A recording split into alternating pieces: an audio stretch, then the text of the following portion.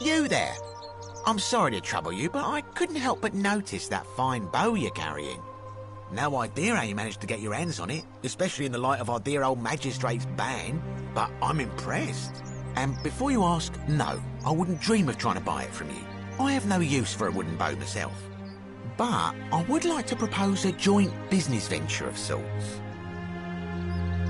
Tell me, do you have any idea how people here end up as golden statues?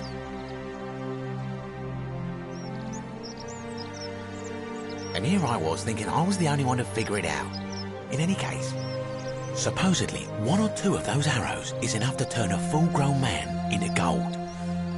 Now, of course, that is a travesty, a terrible, horrible waste of human life which has to be stopped. And yet, on the other hand, I can't help but think of a tale told by that Greek fella Aesop, the goose that laid the golden egg. With the ability to transmute organic matter into gold, one could create infinite wealth. Use your imagination. Golden animals, insects, trees and plants. The Midas touch without the drawbacks. We are talking riches beyond imagining. And even if we were to split all those riches between the 2 of us, half of infinite wealth is still infinite. Interested?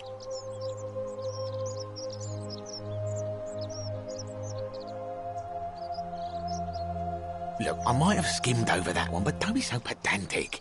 Are you interested or not?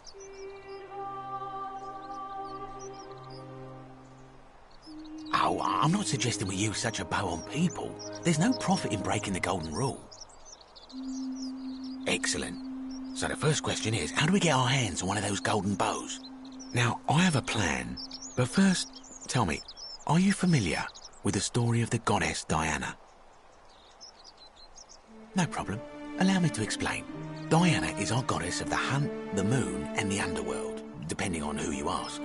The one thing priests and poets agree on is that she carried with her a golden bow and a quiver of golden arrows. And it just so happens that there is a shrine of Diana in this very forum, with a prominent statue of the goddess herself.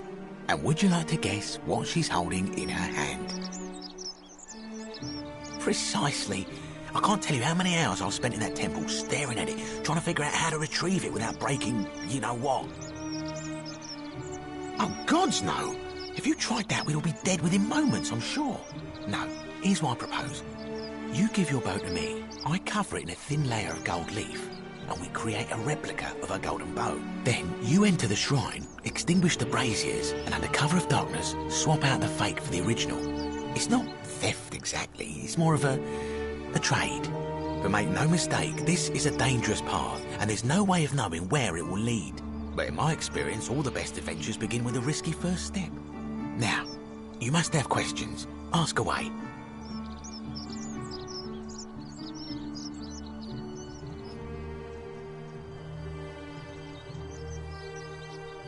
I'm more of an ideas man, whereas you're obviously the more resourceful and heroic type.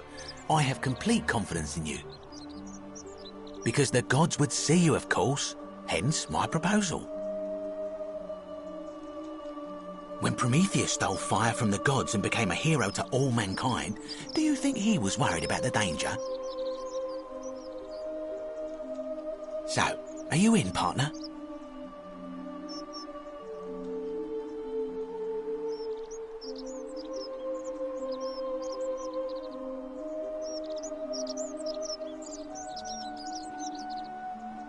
Are you sure? Last chance. Salve.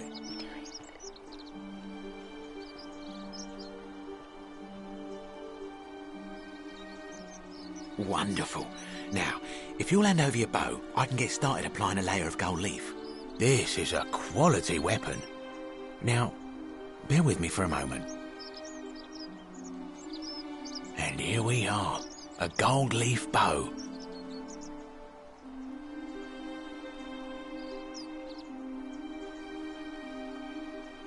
Now I've gone and unlocked the Shrine of Diana for you, so as quick as you can, head on inside. It's just at the end of the street on the left. May the gods not watch over you.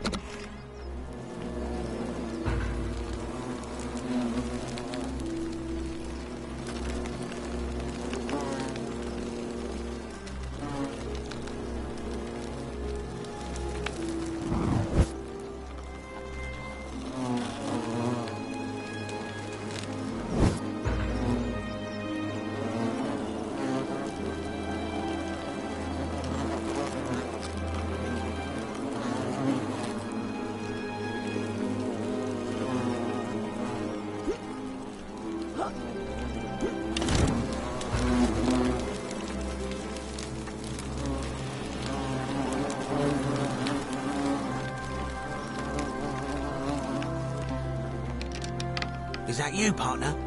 Do you have the bow? Wonderful. Just go ahead and slide it under the door for me and I'll unlock it for you. A little bit slow, aren't you? Yes, I locked you in, and until you give me my bow, you're gonna stay in there, like Tantalus in Tartarus. No, technically, I never said that. I said, if we were to split all those riches between the two of us, infinite wealth is still infinite. It's hardly my fault if you can't tell the difference between a hypothetical and a promise, now is it? Oh, I do love a good loophole.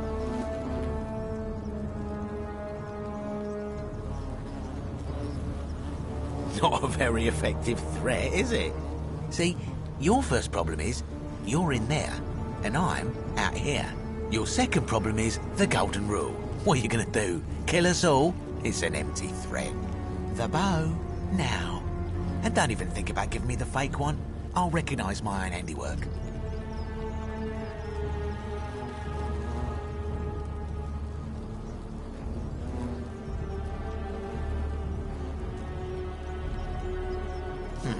I would reconsider my position quickly if I were you. I'm not sure if you noticed, but you're stuck in there with a hornet's nest, and they can be rather aggressive toward intruders. You know, some say it takes 27 hornet stings to kill a man, but I always wondered how anyone could have known that. Let's find out how many it takes to kill a woman, shall we?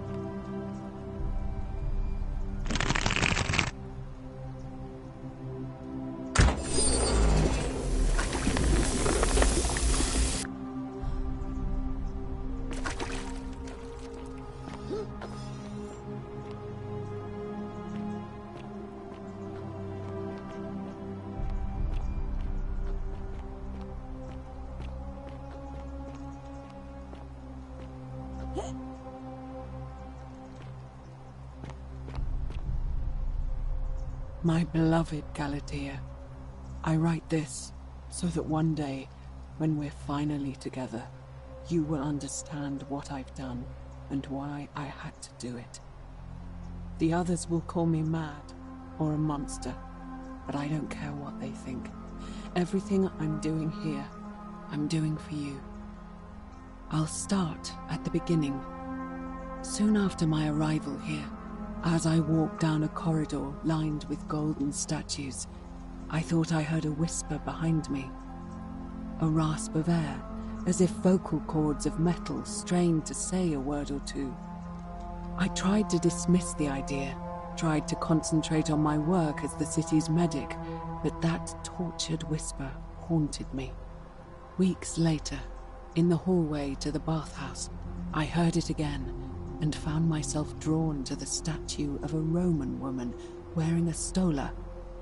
Her face was contorted with anguish and fear, and, disturbingly, it was as if she was looking right at me.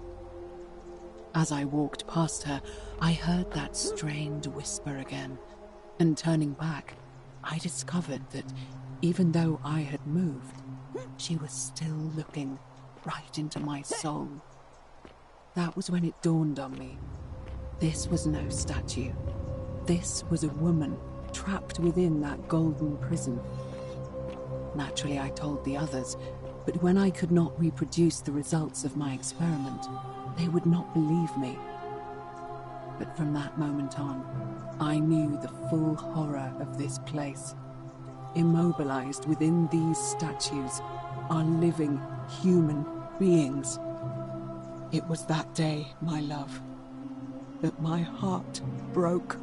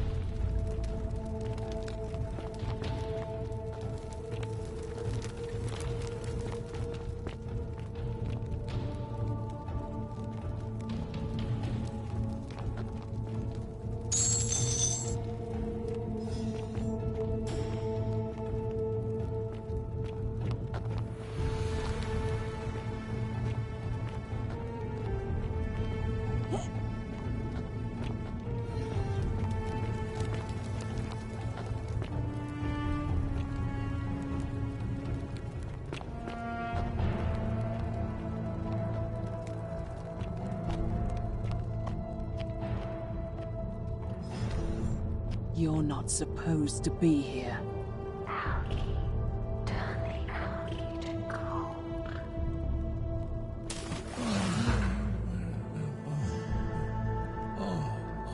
Please.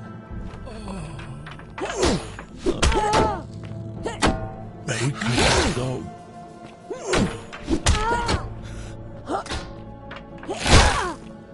Help me.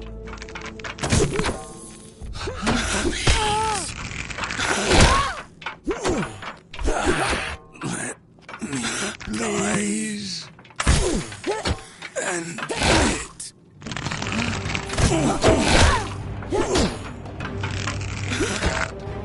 You.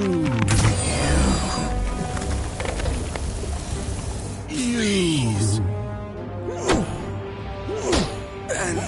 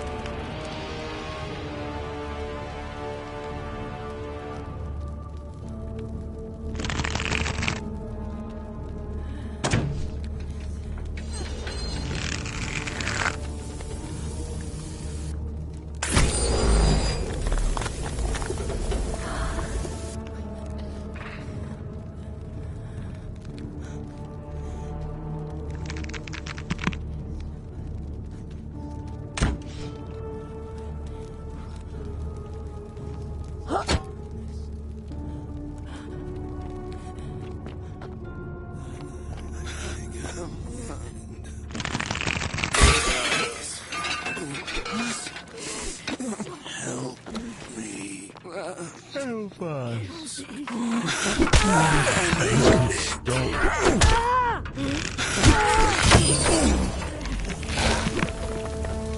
Help us.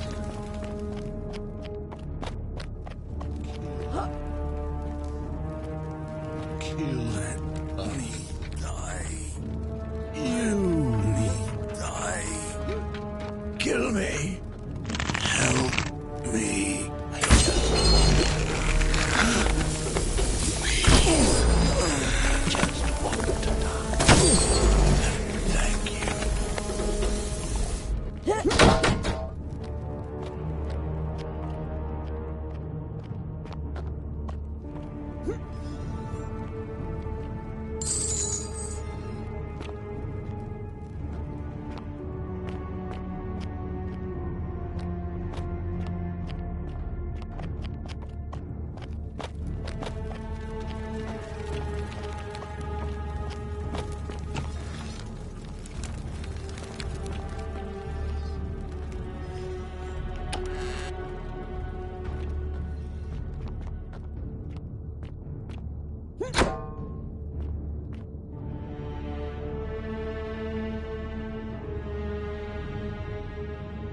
My beloved Galatea, after I learned the terrible truth about the golden statues, I wandered the city as if in a nightmare. What must life be like for these poor souls, entombed in gold, but kept alive somehow? Trapped in their own personal Tartarus, consigned to eternal torment, too horrific for any sane mind to comprehend. I tried to offer them what small mercies I could. I began to talk to them, to keep them company. I'd imagine backstories for them, give them names, and tell them of the world, of the histories and stories I'd learned as a child.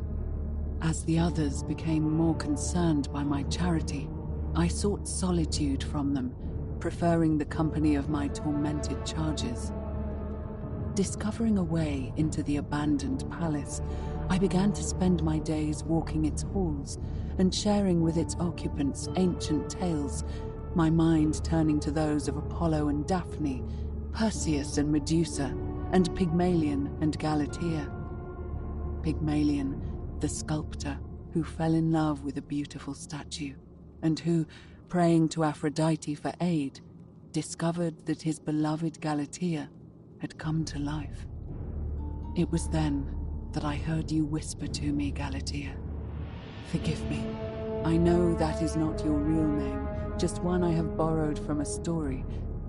But when I turned to look at you, I saw the most exquisitely beautiful woman I have ever known. Your face, forever frozen in a look of haunting sadness.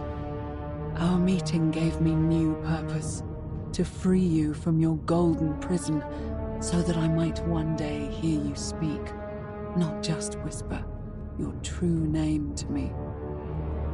So I gathered tools for the long and difficult task ahead, barred the doors to this place, and set to work.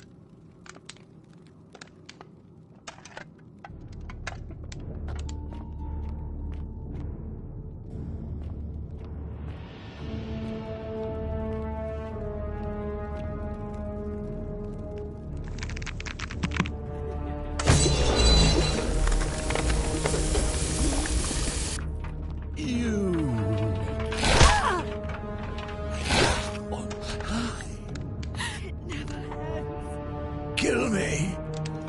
Kill me. You. Kill me.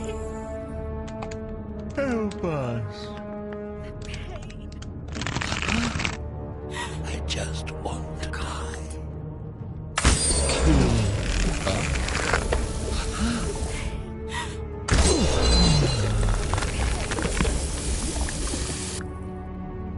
Make it stop. Kill me. Make it stop.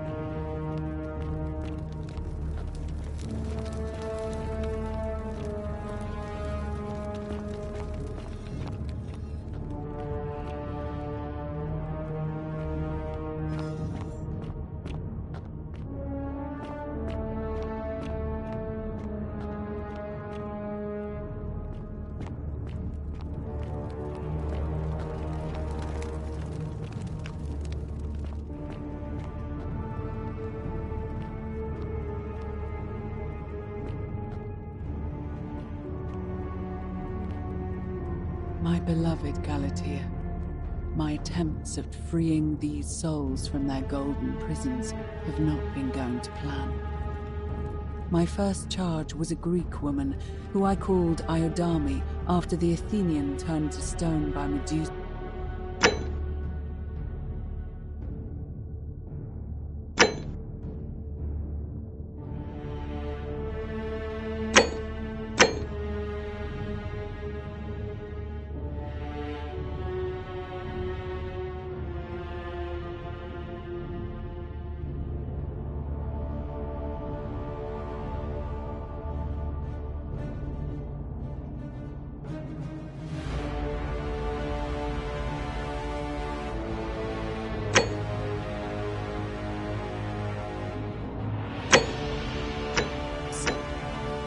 Drilling through the gold that encased her, I was vindicated by the discovery that beneath half an inch of gold, which is so rigid it must be some kind of alloy, was living flesh. Unfortunately, this golden alloy seems to have fused with her skin, so removing it exposed the sinew and muscle beneath and appeared to cause her great pain. At first, I braced myself, expecting that inflicting such pain would break the golden rule, and yet, somehow, it did not. It seems whichever god is responsible for imprisoning these poor souls does not care about their suffering at all. They are forsaken. Undeterred, I pressed on, working late into the night, attempting to remove the golden layer that encased her as delicately as I could. Eventually, I was able to free most of her body, but when I released her from her restraints, her first act was to lunge for my throat, clawing at me with all her strength and those sharp metal talons. This was my thanks for trying to save her. Whatever possessed Iodame to attack, she was clearly not a suitable subject for my experiment, and I was forced to lock her inside an isolated wing of the palace and bar the door. As I continued working on others, I could hear her flailing and launching herself at the other side endlessly. Regrettably, my other experiments bore similar results, and after relocating a few times, most of the palace is now too dangerous to work in. Still, as much as my heart aches to know that you're suffering, I cannot risk attempting to ungild you yet. Not until I have perfected a method that will bring you back to me, whole in both mind and body, and ensuring your humanity is preserved. I promise you this. One day we will be together, even if I have to free every last statue in this god's forsaken place.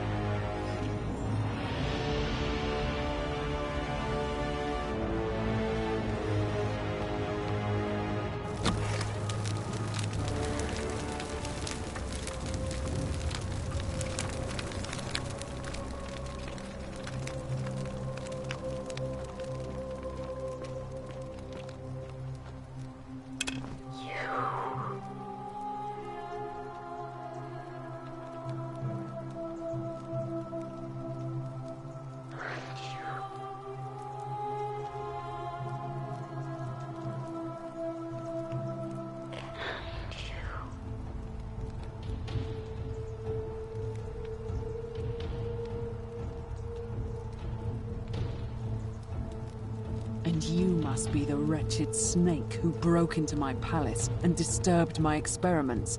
And worst of all, look at what you made me do to her. This never would have happened if you just stayed away. You're going to pay for that.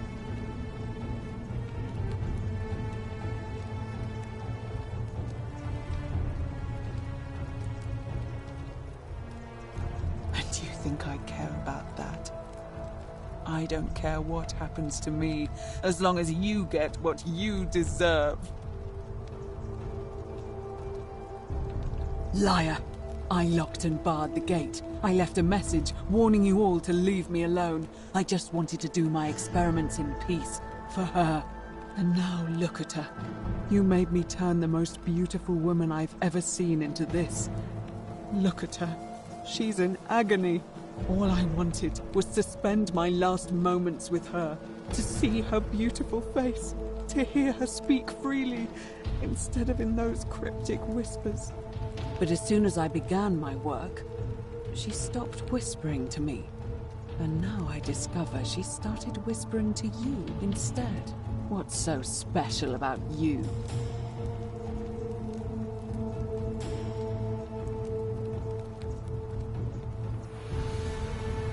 What do you mean, the same voice?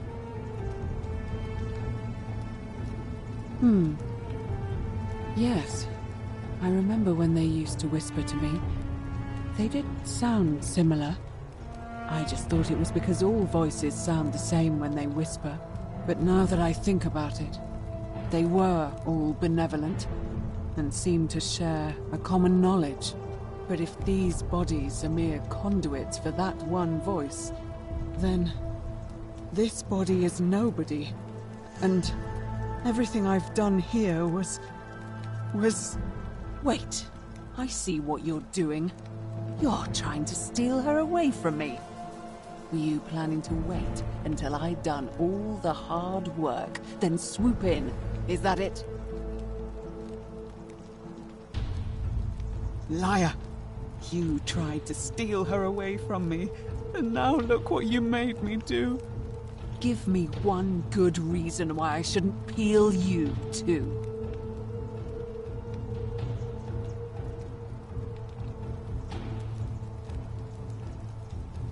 What? What are you talking about?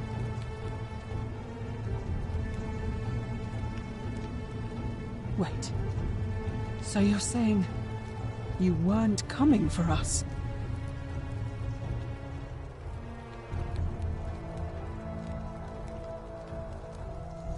So I did all this. I ruined her. For nothing. What have I done? Oh God, I feel sick. I can't bear the thought of her being like this. And in so much pain. It's the air coming into contact with her flesh. It's agonizing for them. But the only way to fix it will be to break the golden rule and let it run its course.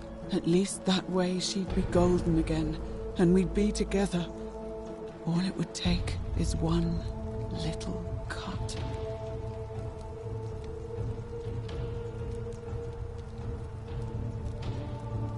It's too late.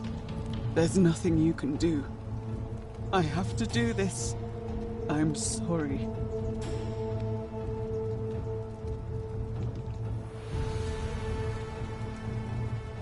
What? How? Really? I'm not sure I believe you. But if you can undo this mess, I'll give you the key to my old medical chest in the Shrine of Apollo. I imagine it would help Lucretia ease the suffering of those still in the city. But if you're lying to me, I'll break the golden rule and kill you and everyone else in this city. Understood?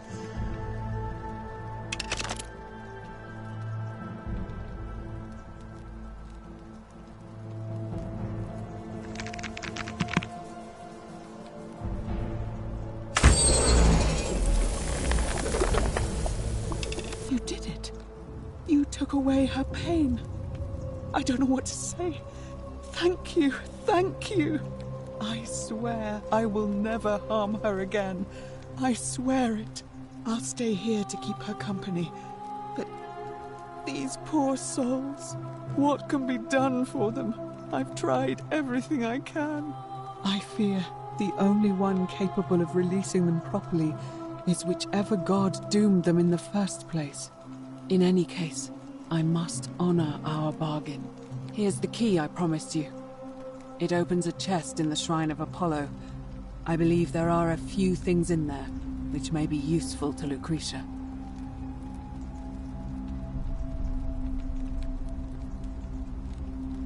Now, please leave. The door here leads out onto the palace balcony. You should be able to make your way down from there.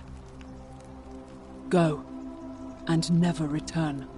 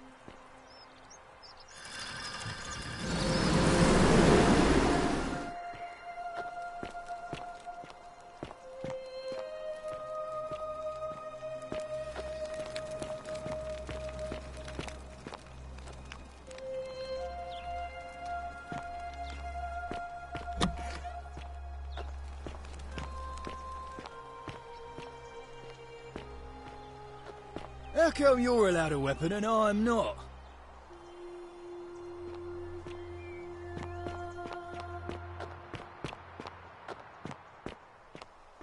Ave.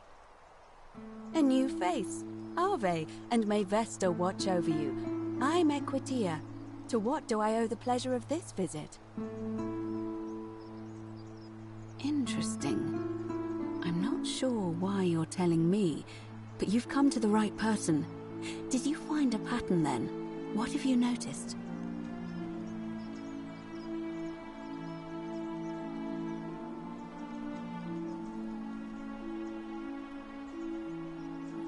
Yes, I also had such an encounter. What else? That's true. I know I wasn't entirely sure how I wound up here. What else?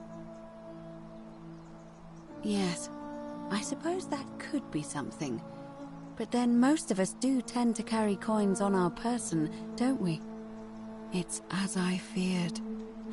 I think I understand what poor Livia has been going through. Let me ask you this. Did you happen to encounter a stranger in the forest before you arrived here? And did you happen to catch her name? I see. And was this Karen, by any chance, wearing a hood?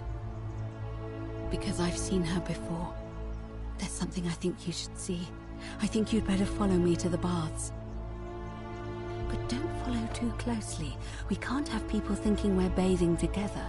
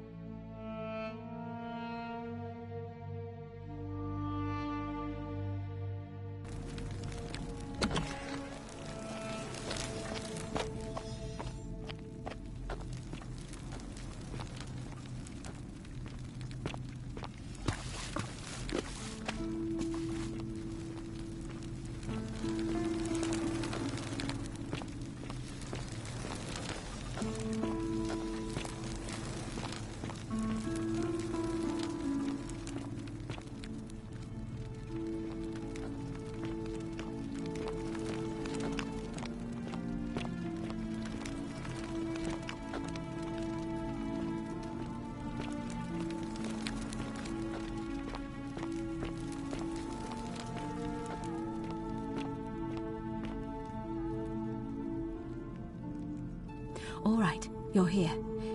You were asking how I knew the young woman you met by the river was wearing a hood. Here, look down at the bottom of the baths. It's a little hard to make out in this light. If only we could see. Oh, what a marvelous lamp. But do you see it? Somebody waking up by a river in a forest to find a hooded figure with a coin. It's just as you described it, only your pronunciation is a little off. The name you heard wasn't Karen. It was C-H-A-R-O-N, as in Charon, the ferryman of the dead. Charon, who, in exchange for the right coin, helps the souls of the newly deceased cross the Styx, the river that separates the land of the living from the land of the dead. When I dragged you out of the river, I thought you were never gonna wake up. I checked your pockets for ID, but all I found was some loose change. Feels like I've spent my whole life in a dead-end job with an endless commute. Sorry if I sounded cagey, it's just that I don't always get the best reactions when I introduce myself. My name's Karen. I'm so sorry, my friend. I'm so sorry. I take it you know what this means. I'm afraid so. It's all starting to make sense. All these people whose last memory was running from the fires toward the river.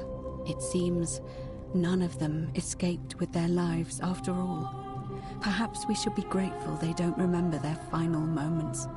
It also tells us that the Golden Rule is the work of Pluto, the god of the underworld, and why his epithet has always been Father of Riches. I know it's a lot to take in, and you look as if you have questions. So, I'll try to answer them if I can. That was my first thought too. In the old stories, the underworld was where the souls of the deceased were taken. But it was also possible for the living to reach it without dying, if they were particularly fearless. So I'm afraid I don't know. Oh, I'm sorry. I keep forgetting you're not from here. If you were Roman, or even Greek, you would know these stories. Each of them is slightly different, whether the storyteller was Plato, Homer, Virgil, or Ovid. But they always involved the souls of the dead meeting a grim ferryman named Charon on the bank of a river.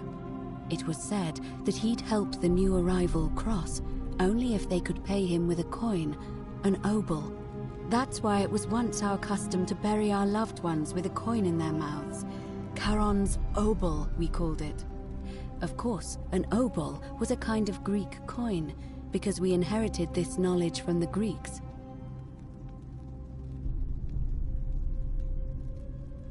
To be fair, the ferryman isn't exactly as the poets described, and he, she, they seem to appear to different people in different guises. You say you saw a young woman named Karen with a hood, and I once heard Kabash mention a stranger in a ram headdress named Kerti, and Rufius described meeting a stranger named Kumut Tabal wearing an eagle headdress. But whatever form this stranger took, they were always wearing a hood of some sort, and their name always began with a K sound. I suspect the only way you'll solve this riddle is if your paths cross again. Good question. Let's see. In the stories, Charon would always require a coin as payment for passage across the river. But that never made any sense to me. What does an ancient immortal being need with coins? In our case, it seems Charon didn't take the coins we had. He or she merely checked we had one in our possession. So, maybe there's something special about the coins each of us had on us. That might explain why we wound up here, but so many others did not. No. I mean, I had my suspicions, especially after Livia's ramblings, but I would never have figured it out without your help, I promise you. Now that we know where we are, we have to figure out what to do about it, if we don't want to be cast into gold for eternity. We don't have much to go on, except the old stories. I remember 4 in particular about heroes in the underworld. Hercules, the demigod and son of Jupiter, Orpheus, a Thracian poet, Sisyphus, a king of Ephyra, and Aeneas, a Trojan hero. Hercules was able to leave the underworld because he cowed its god with his strength. Sisyphus and Orpheus both relied on their wits instead. They persuaded the goddess of the underworld, Proserpina, to help them escape. And finally, Aeneas was able to escape with the help of a spirit guide, who led him through a secret gate. So it seems you have 2 options: to confront the god of the underworld head-on, or find a way to escape with the help of Proserpina or some other guide.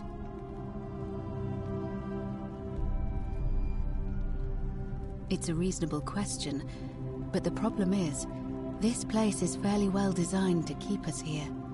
There's no way to climb up the shaft. And even if you could build a ladder big enough, just trying it would break the golden rule. We know that, thanks to the writings left behind by those who've tried.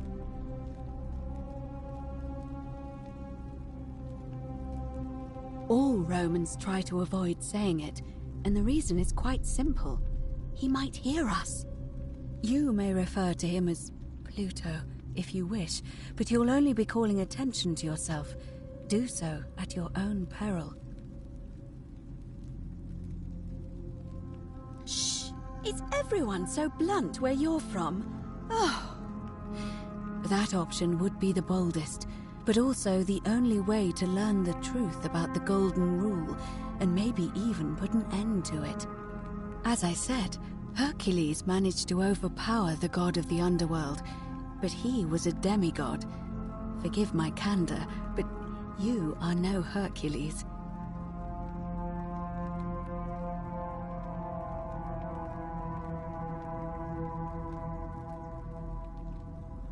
I'll admit, you do seem different to anyone I've ever met.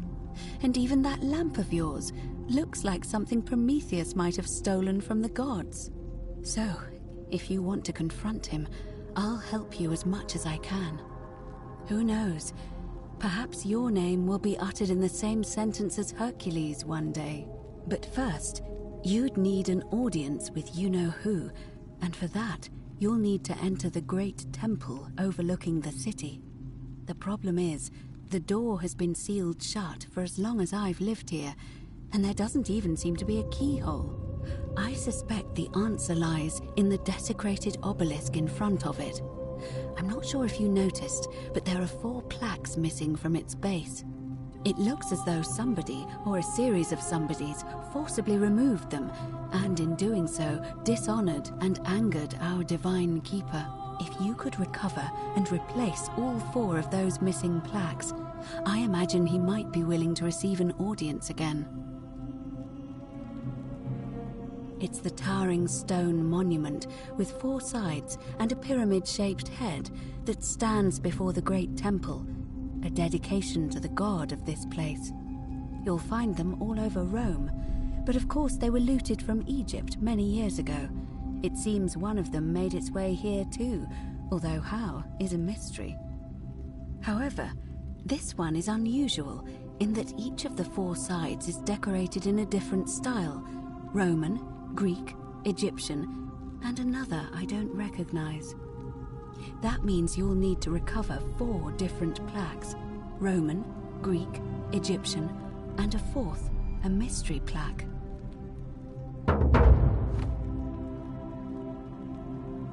Good question. To answer that, we first need to ask who would have defaced the obelisk in the first place. It would have had the god's name engraved into it, so it may be that whoever desecrated it wanted that name to be forgotten. And there's only one group of people I know of who might want to do that. There's a cult in Rome that often argued there is only one true god. Theirs, of course.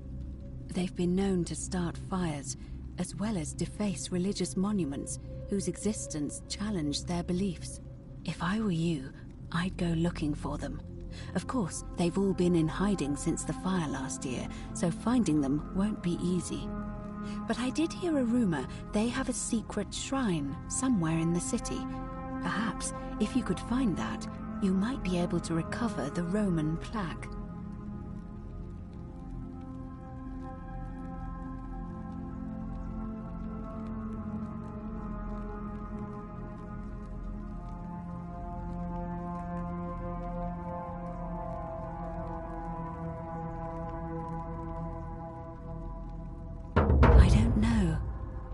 But perhaps you should begin your search with the local Greek fellow, Georgius.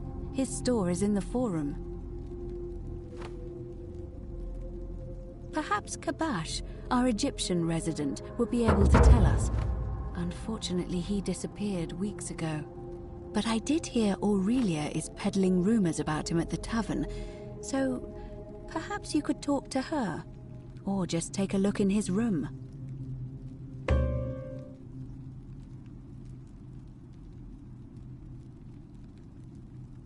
I'm afraid you're on your own with that one, but perhaps finding the other 3 will illuminate the way.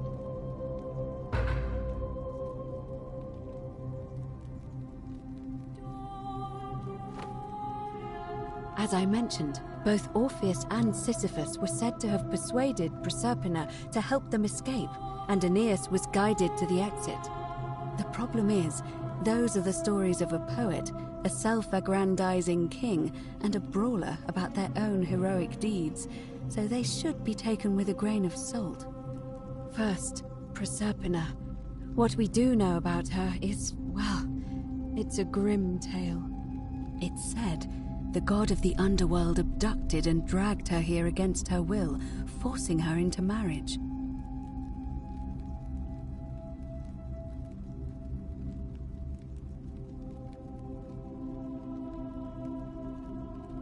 If the stories are true, then I suppose so.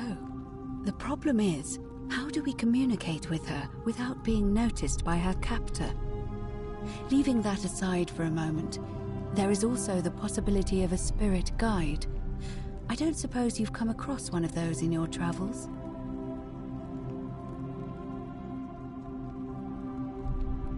Truly? And you're only bringing this up now? Then again, I suppose you were worried I'd think you were as mad as Navia. Can you tell me more? Is it the same voice? What kinds of thing does it say?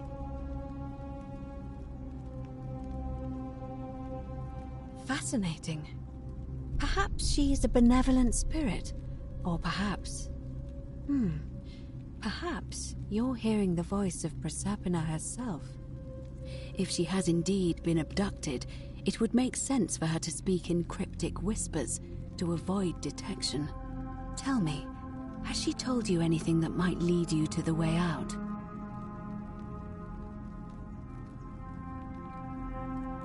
That is strange. There are no rivers here. Let me think on that.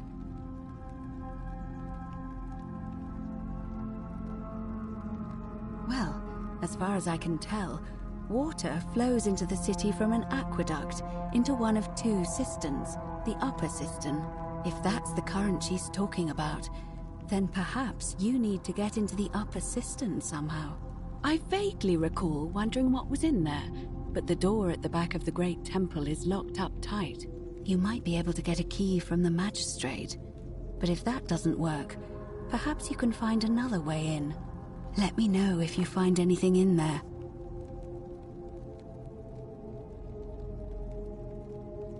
All right. I would suggest not discussing this with anyone. The best we can do for them is to let them remain oblivious for as long as possible. As for Livia, it seems she's been shouldering the weight of this terrible secret all this time. Perhaps it would comfort her to know she's not alone.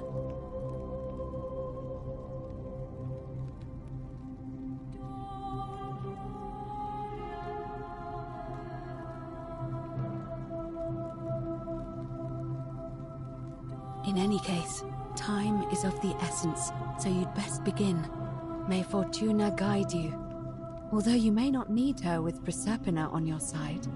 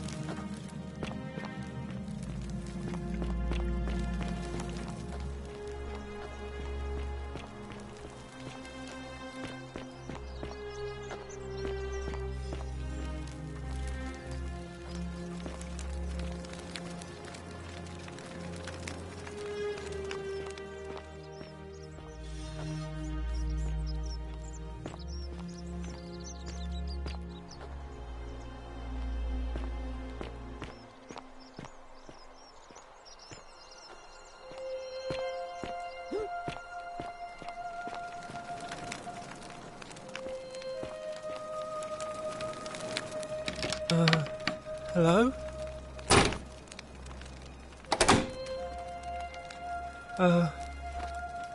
Hello?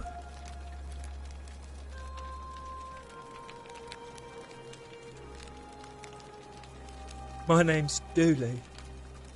I live here now because I got in trouble and they said they had to lock me up. I don't know. I don't remember things so good. I think it's just because I was looking for treasure.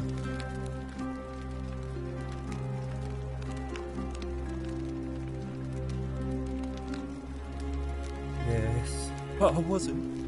I was just looking. They said I did it more than once, but I can't remember things so good. Then they called me mean names. They called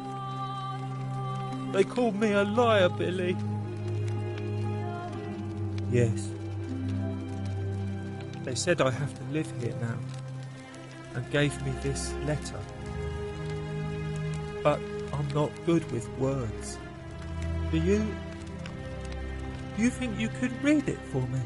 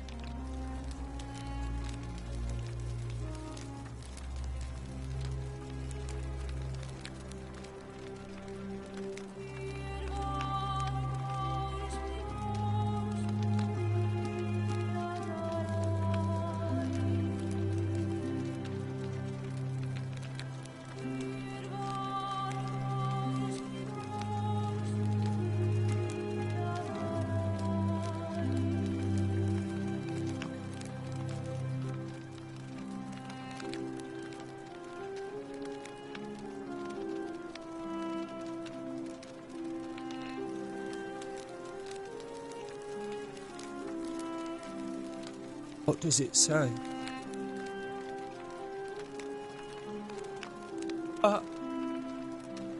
My treasure! My friend Hannibal used to look after me. And he said he always would. But then, he died. It was very sad. He said if anything ever happened to him, I had to find something very precious hidden away. He gave me this key and made me promise to keep it safe until I found the treasure.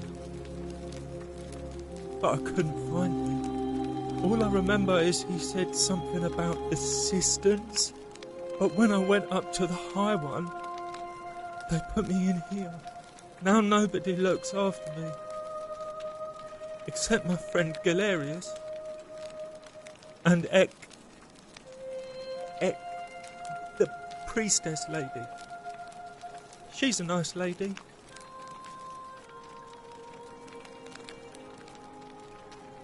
Hannibal said I shouldn't give it to anyone I didn't trust. But maybe you could help me get out of here. Then I would trust you a lot.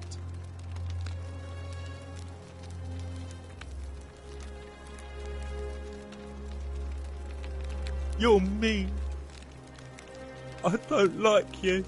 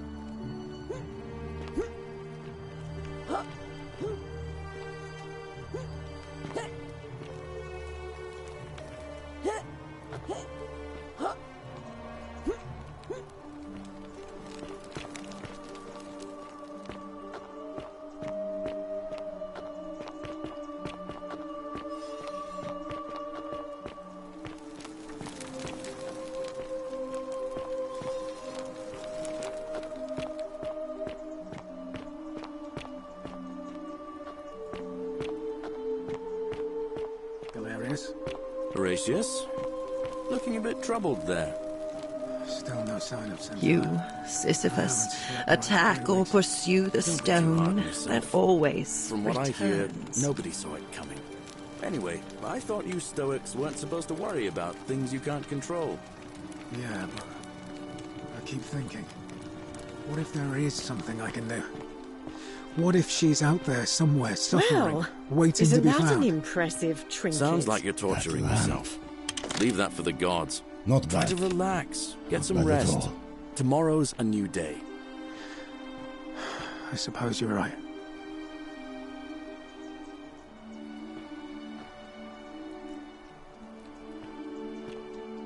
Wow, isn't that a big long bow? Name's Rufius. Better watch your step.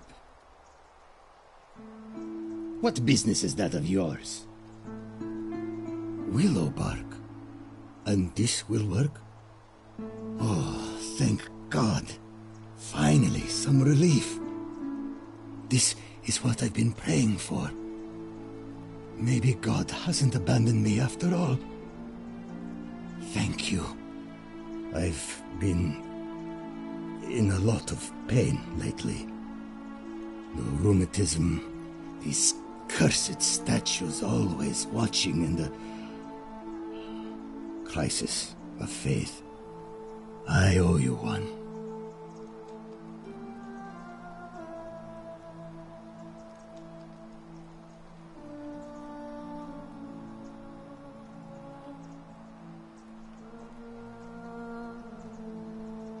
No idea what you're talking about.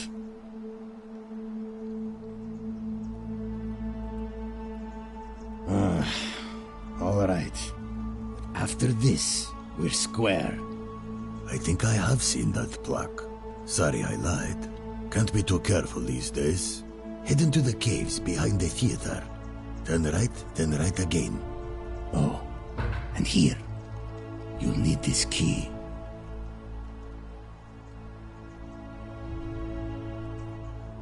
You didn't get that from me.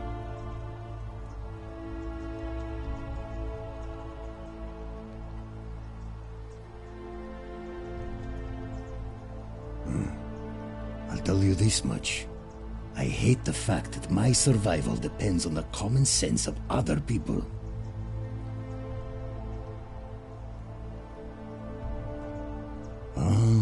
Then you know what I'm talking about. I mean, all these people just bumble along like nothing's wrong. Well, we're one bad decision away from being wiped out. Like the last lot of people who lived here. Seems like I'm the only one ready for what's coming. Whatever that is. And when it hits, it's everyone for themselves. You've been warned. I don't know. But did you ever get the feeling some of these statues are watching us when we're not looking? Like they're waiting for something. I don't like it.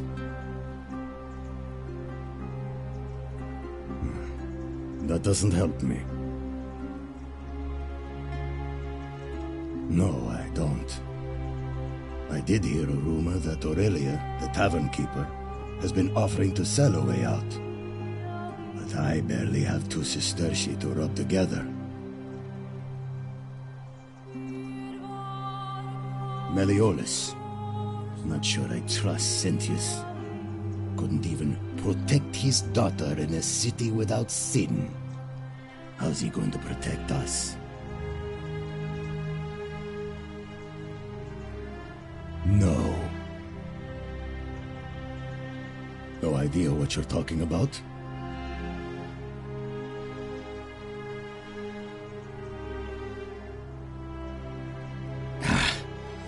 Look, I haven't been at my best lately. I know that. It's the rheumatism.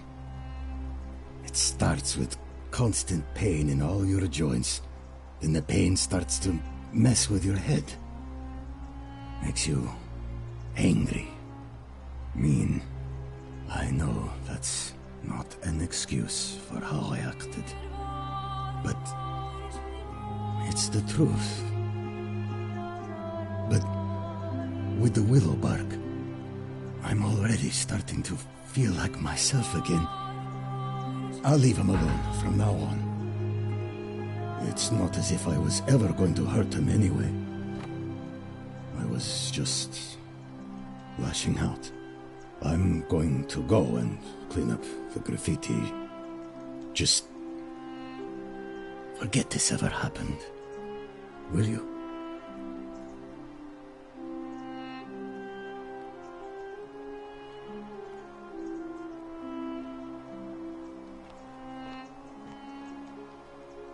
What is it, citizen?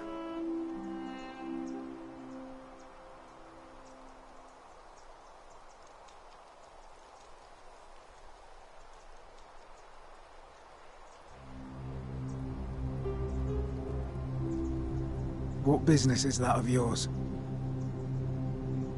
A lot of people have been looking for her.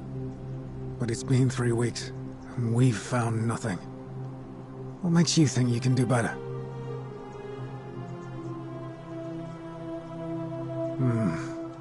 I suppose that's true.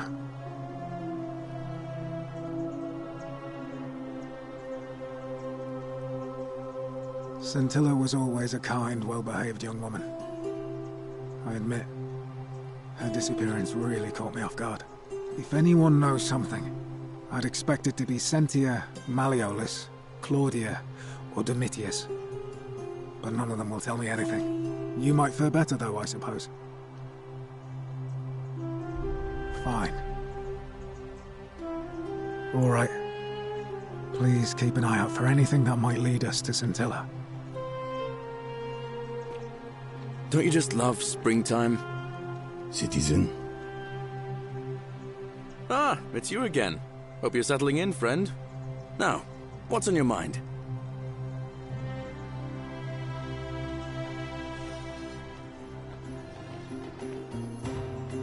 Time to go to the starting.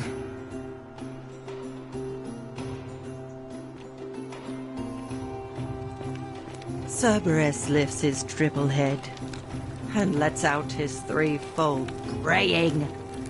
Livia, would you stop muttering like Medea over a cauldron? You'll scare away my customers. They follow their trades, imitating their previous lives, but they are ignorant. This again. You're in a world of your own, aren't you?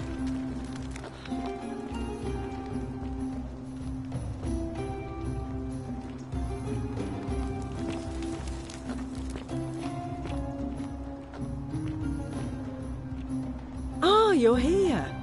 I'm so glad you decided to visit. I'm Aurelia, and I hope you're not like any Roman woman. What was that? Some kind of joke? If it was, it wasn't funny. I take back what I said. Suddenly, I don't find you so intriguing anymore. Let's just forget that ever happened, so we can at least do business.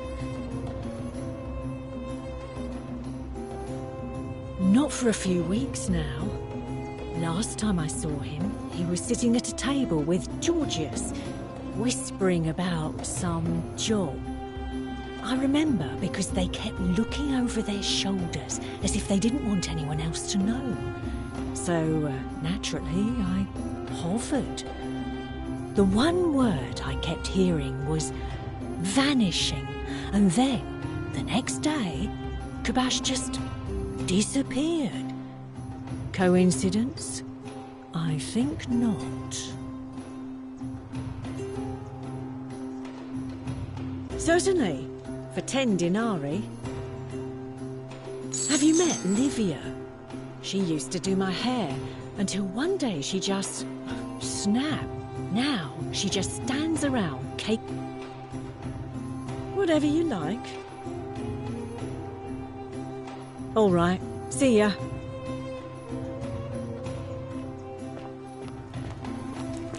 You, just as the ocean accepts the rivers of all the world, so this place accepts all the souls. But it does not notice the crowds that come. Say it. Speak its name. Then it is true. I was right. I thought I saw it, but when the rest of them could not, I kept thinking I must have gone insane. I had to tell myself it was true over and over again, until I wasn't sure if I was deceiving myself. I must apologize if my words seem cryptic. I'd found comfort in reciting the Metamorphoses by our great poet Ovid. He gives such an uncanny description of this place. I cannot help but wonder if he himself came here. Would you like to hear it?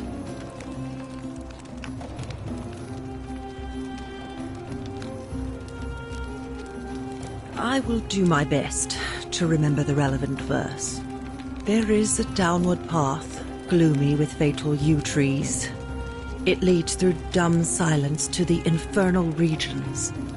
The sluggish Styx exhales vapor, and by that way, the shadows of the newly dead descend, entombed with full rites, and the ghosts of those, at last, given proper burial.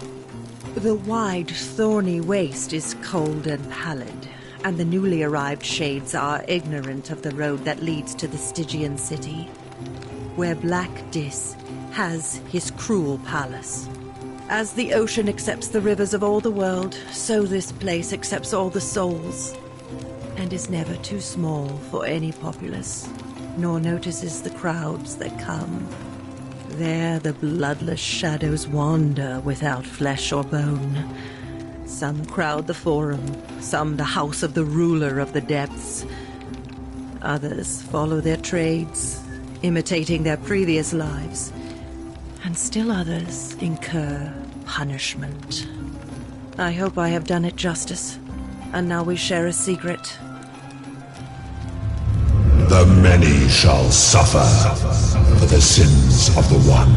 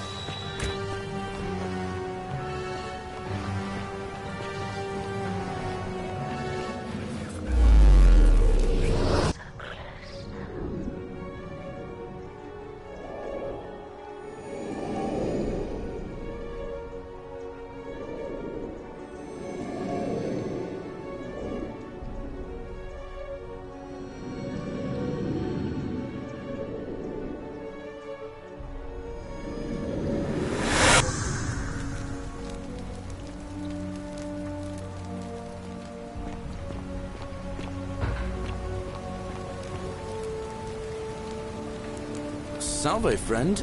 Mind telling me who you are and what you're doing with that bow on your back?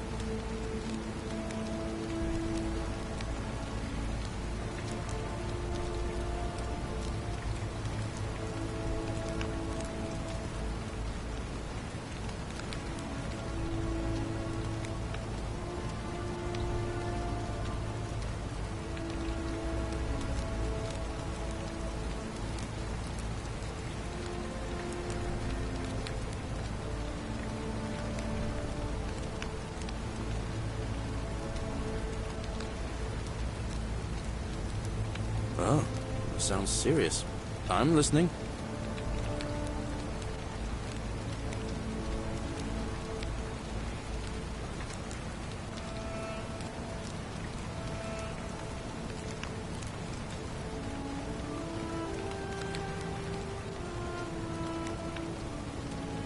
All right, let me see.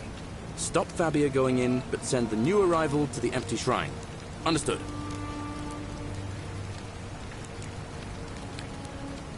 Poor guy. My uncle was a victim at rheumatism's altar, and he ended up killing himself. All right, got it. Yulia? Oh no. All right, I can do that. I'll go, but once I'm done, I'll need you to tell me how you know all of this.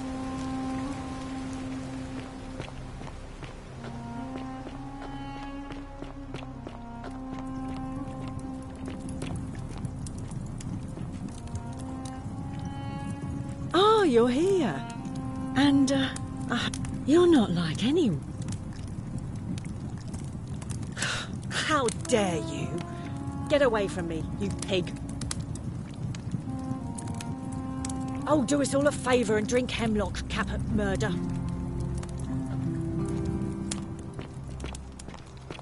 Cerberus lifts his dribble head and lets out his brief cold braying. Livia, would you stop muttering like Medea over a cauldron? You'll scare away my customers. They follow their trades, imitating their previous lives, but they are ignorant. This again. You're in a world of your own, aren't you?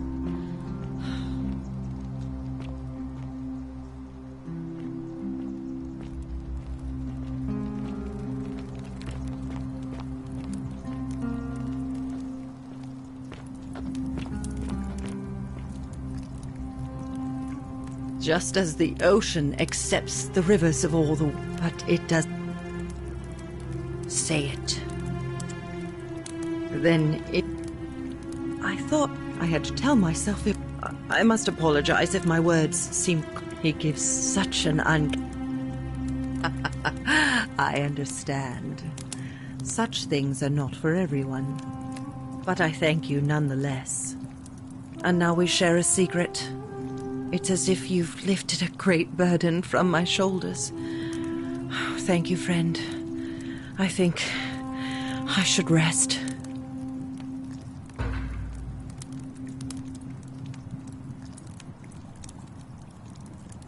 Friend, you have given me hope. May you follow in the footsteps of Hercules and return to the light of day.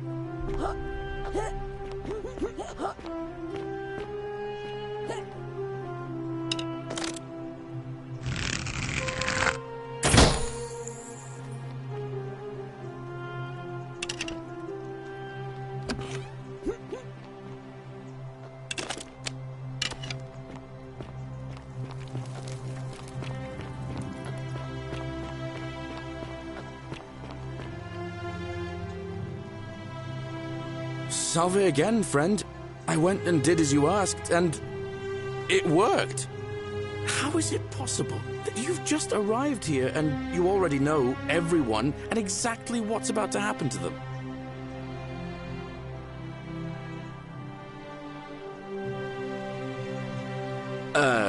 You're toying with me, right?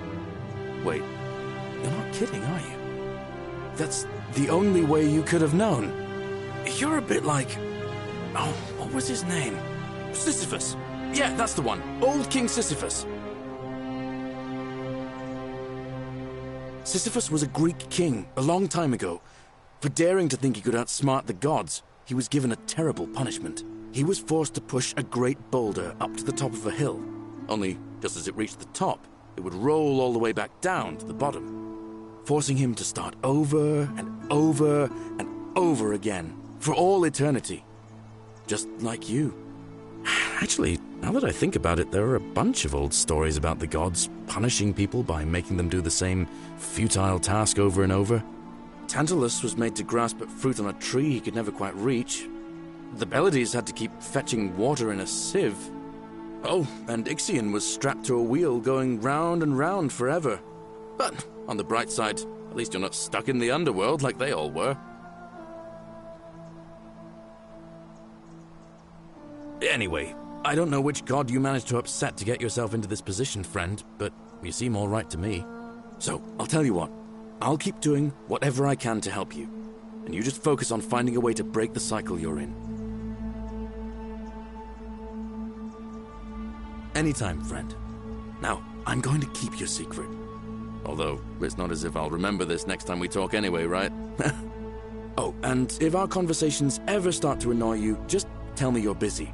I know when I'm not wanted. May fortune smile on you, friend.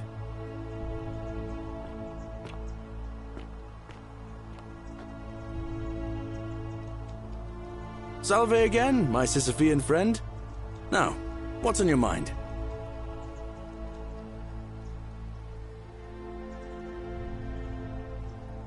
All right, friend. Hope you find a way to break the...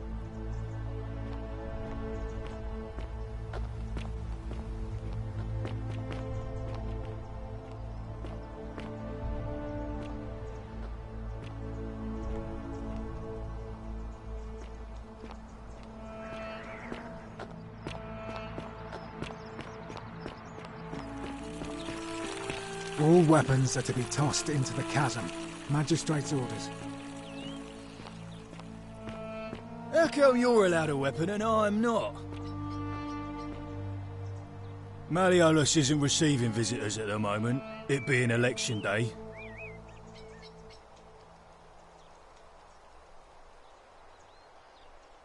Malleolus, of course. If old man Sentius can't even protect his own daughter, how can we trust him to protect us? She's not here. Had to carry her to Lucretia's clinic this morning. Shrine of Apollo. She was acting sick. Faking it, if you ask me. Typical.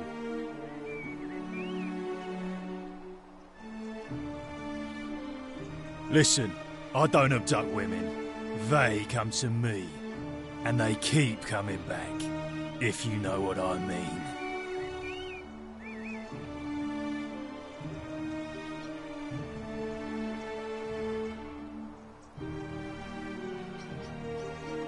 Too bad. He's busy. Unless... No. You don't look like you could afford it. I'm glad you asked. See, he's a busy man, and this is an important day. He'll be inside practicing his victory speech for tonight. Left me strict instructions he doesn't want to be disturbed. So if you want to see him, I'll need something valuable in return.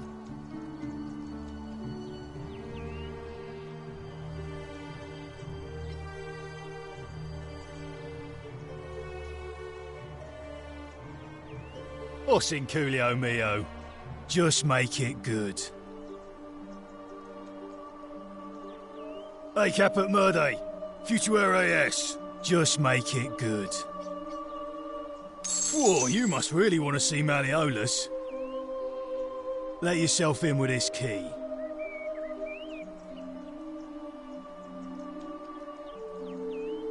Just make sure you give it back on your way out.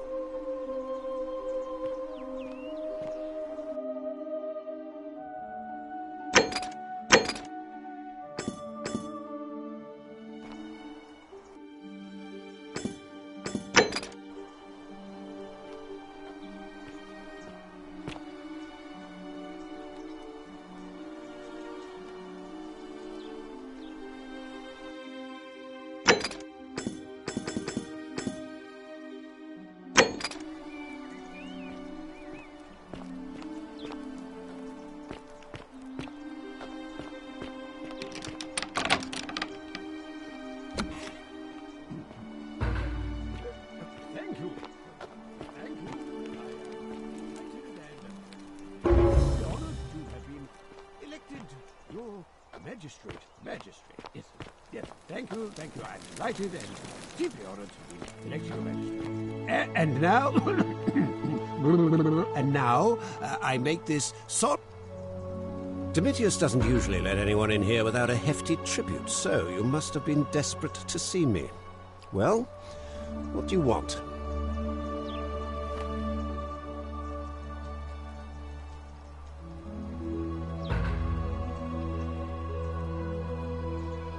My name is Marcus Malleolus Gurgis. You seem to have confused me with someone else.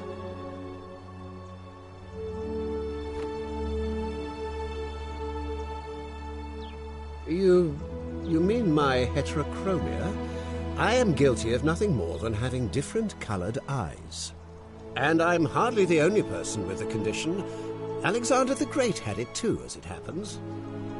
I like to think it is simply the way the gods have chosen to mark a natural-born ruler. Nothing more.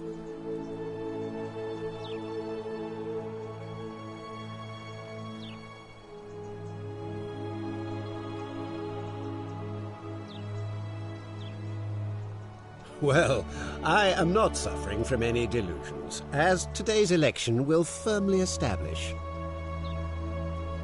Unlikely, because it simply isn't true. Now, was there something else you wanted? I'm Malleolus, and if it wasn't for this interruption, I'd be practicing my victory speech for the election later today. I'm glad you asked. I'll finally restore freedom to this city, just as I've been promising. These good people have suffered long enough under Sentius's tyranny. By declaring there's no such thing as the Golden Rule. It's a children's fable exploited by Sentius to frighten us into submission. Wait, don't tell me you've fallen victim to that monstrous lie?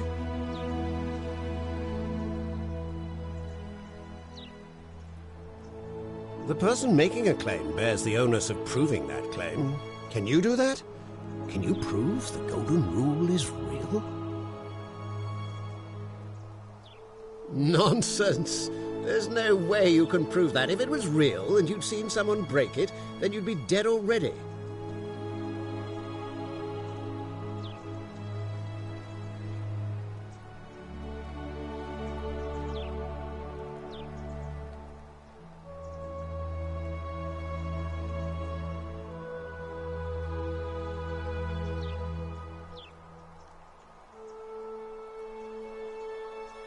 Surely, you're not one of those people who believes everything you read, as if a lie could be transformed into the truth by the simple act of writing it down?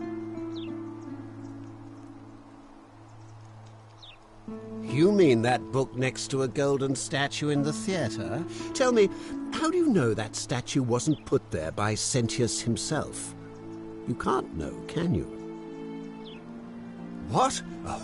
Oh, I see what's happening here. Another poor, vulnerable soul taken in by Sentius's machinations. He won't get away with this much longer. I disagree. I'll be guided by what is best for the city's people, and that means giving them the freedom to do as they wish. True, but that is simply because you are mistaken.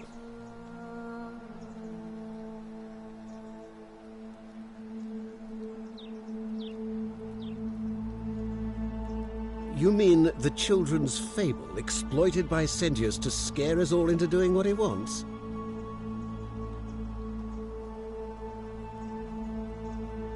I'm afraid not. We're stuck down here together, for better or worse. We're all going to have to make the best of it.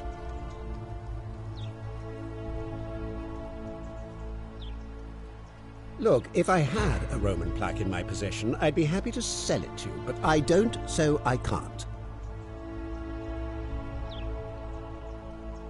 Of course not.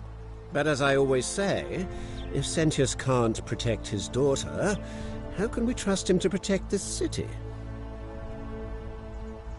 Look, if you're trying to find her, you may wish to check the cisterns beneath this villa. Domitius says he saw a body there some weeks back. Of course, just to be clear, I take no responsibility for what happens to you down there. Are you insane? You barge into my villa uninvited and then make outrageous demands? Why would I withdraw from an election I'm bound to win?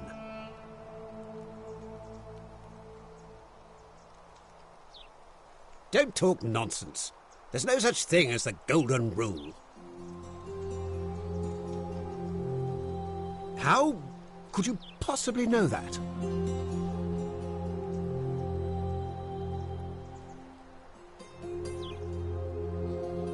Nonsense! This is nonsense! I don't know how you know about my plans, but I'm absolutely sure Sentius is involved somehow. And now, I'm going to enjoy watching Domitius kill him even more. Now, get out of here! You outstayed your very limited welcome.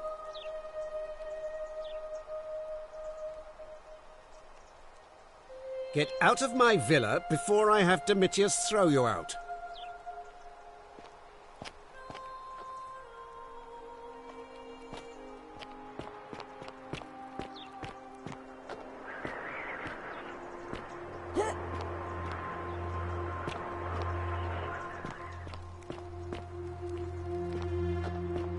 Still here?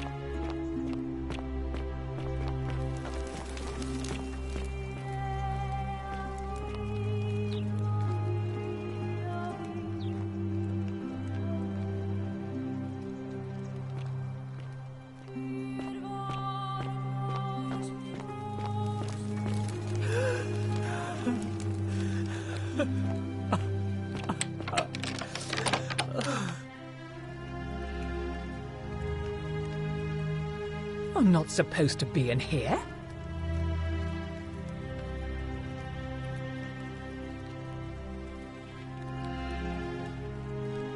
Talk.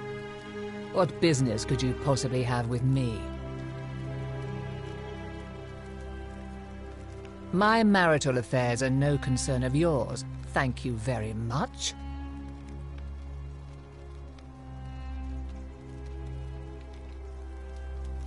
I think a better question is, why am I being interrogated by a stranger who just barged into my villa?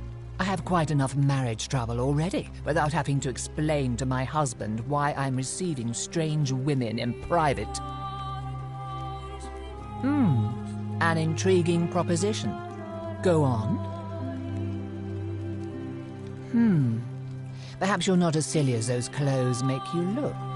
What makes you say that?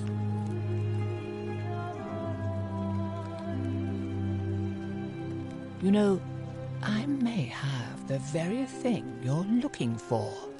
Some time ago, when he still cared for me, he wrote me a love letter. Only he used the wrong name. Now, addressing one's wife by the wrong name is not unheard of among philandering Romans. But in this case, the name he got wrong was his own. I confronted him about it, and he stammered through some incoherent response. I let it go, eventually, and yet questions have lingered in the back of my mind ever since. But wait a minute. Why exactly are you helping me?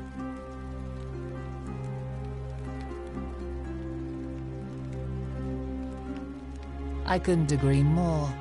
One hand washes the other, as they say. It seems our interests are aligned. I imagine knowing his true identity will give me the leverage I need to manage him appropriately. But first, I need you to do something for me. I want you to bring me some wine. Just one small urn should do it. Oh, don't look at me like that. I know this must be hard for you to wrap your sweet little pleb head around. So what do you need me to spell out?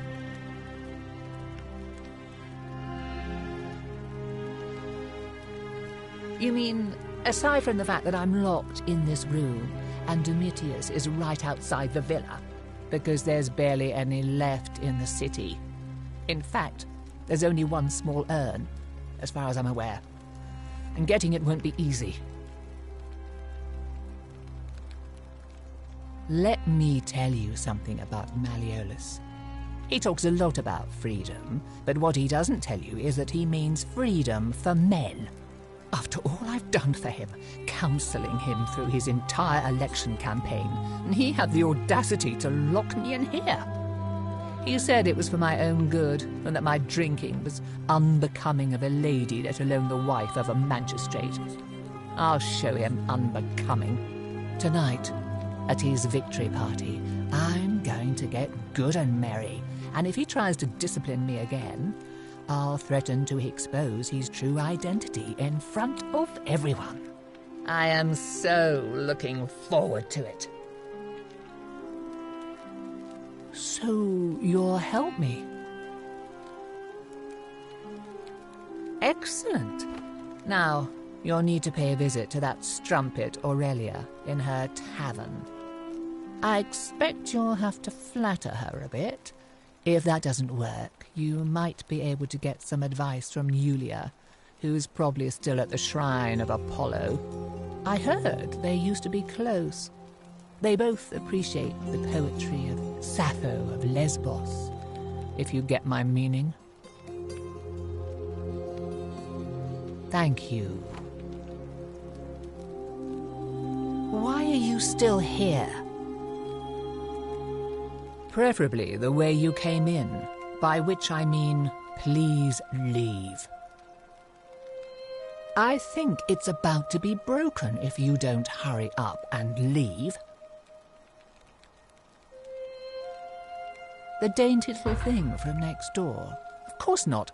As much as I despise her father, I would never lay a finger on that poor, sweet child. Well, I've had quite enough of this. Domitius, come quickly. We're being robbed.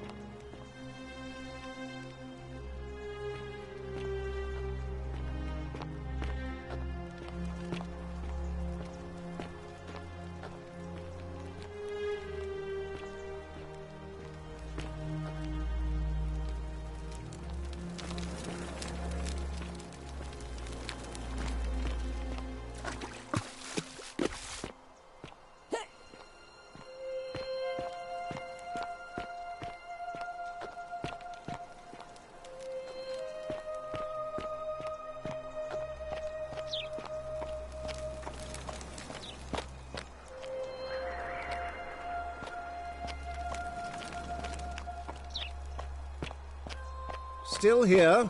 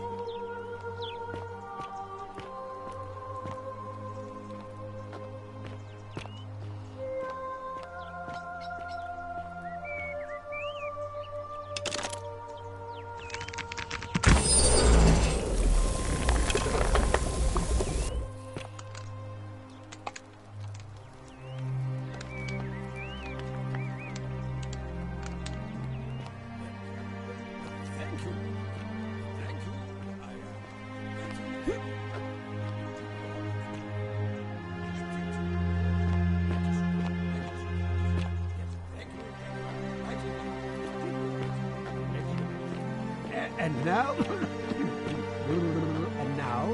I make this solemn.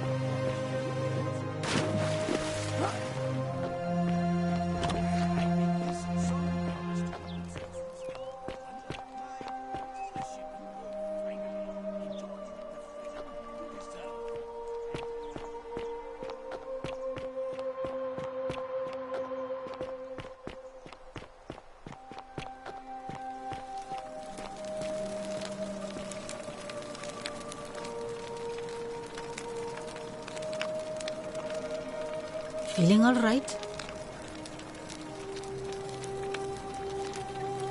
That's a shame. Thanks again for saving Yulia's life. Apollo smiles upon you.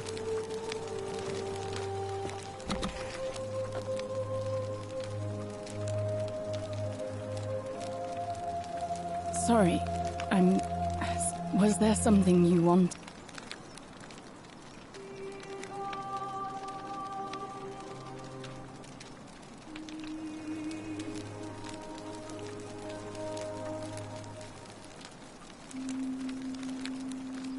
No, I did, but I'd been locked in You mean my life story? Our father, it was we must have, but they felt my employer, I remember. Our priestess, I quit, but if that's the case, I mean, all I've seen, they've never they've got people.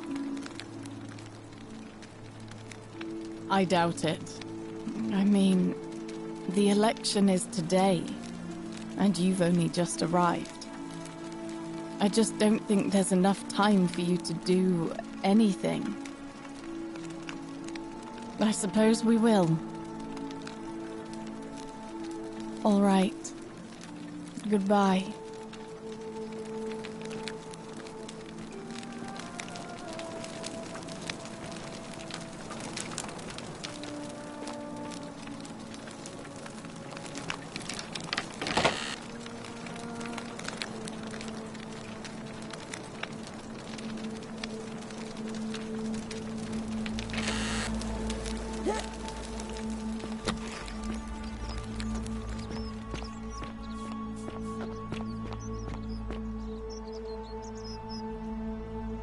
Hello there, friend. May I say, that is a glorious bow you're carrying. Do you mind if I ask where you acquired it?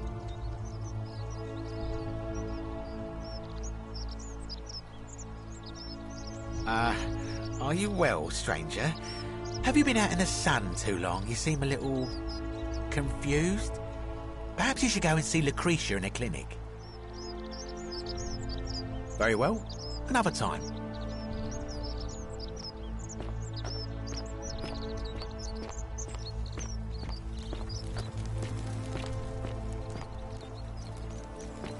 Greetings and salutations. Greetings. I'm Georgius. It gladdens me to see another foreigner in our midst. We must stick together, you and I. My friend, your words intrigue me more and more. But yes, very well. Ask me what you will.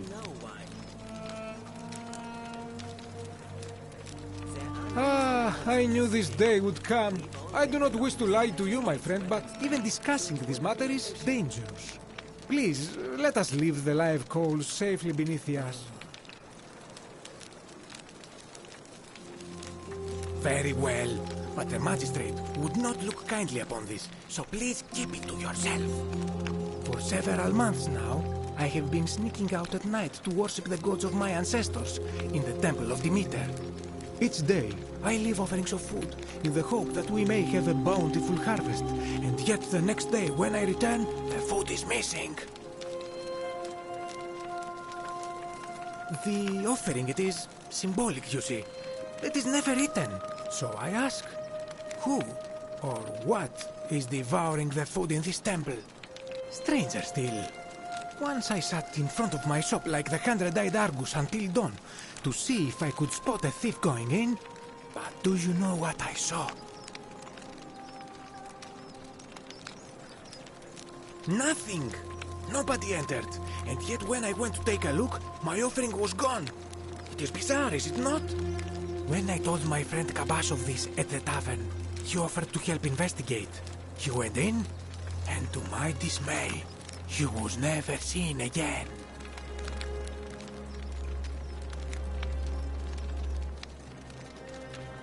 It is the only Greek temple in the city. Head towards the baths, and it is the last building on your right. I do not think you should pursue this, my friend. It would break my heart to be responsible for 2 people disappearing. But you do not strike me as a kind of person to be deterred by such warnings, so just be careful, I beg you. Hey, my friend. Have you discovered anything about my vanishing offerings? Huh? Ah, that is all right. Perhaps another time. And in a city full of Romans you are asking me? Because I am Greek. Let me tell you something about Greeks and Romans. My name is Georgios, yes. But the Romans, they do not care. They hear me say Georgios and they think, ah, he must mean Georgios. Good Roman name. They do this all the time. They see us worshipping Zeus, they copy us but call him Jupiter. They take Hades and call him Pluto, Persephone, Proserpina. I am flattered that they copy our ideas, but why must they change the names? Do they want credit for making it all up? Do they want to forget where it came from? At first, I pull my hair out. After a while, I give up, and I become Georgios the Roman. I accept the world is Roman. Plus, I have no hair left to pull. But my point is this. If you want to know who stole an old Greek name, look no further than the sticky-fingered Romans. The plague you seek was pilfered from a collection of old Greek relics by none other than Duli. He cannot help it. Like a typical Roman, he likes shiny things, especially those that once belonged to my people. And besides, it makes him happy. So I say, let him keep it. I believe he still has it with him, in his cell, just opposite the Temple of Demeter. I hope that our paths cross again soon, my friend.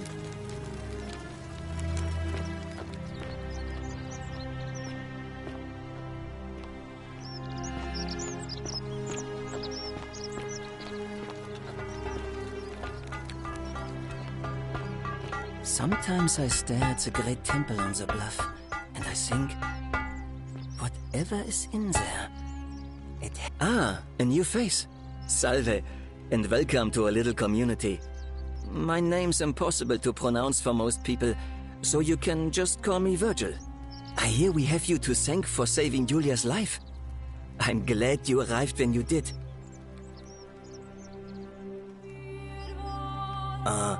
What demon or spirit told you about that? You went snooping in his place? That was risky. We're lucky you didn't cross any lines. Have you spoken to him about it? I would talk to him myself, but I think that would just inflame the situation. It's probably best if you do it, if you don't mind.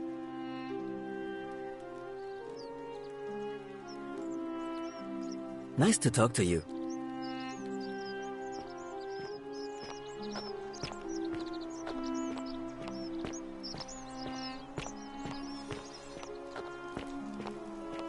Salve, Dooley.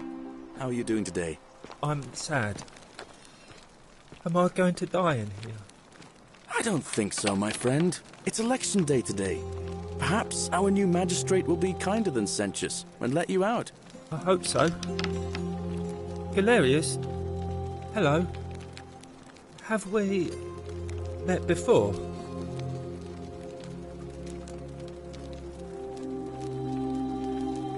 Do you like it? It's shiny, innit? It makes me happy just looking at it. But if I gave it to you, then I wouldn't have it anymore, and I'd be sad.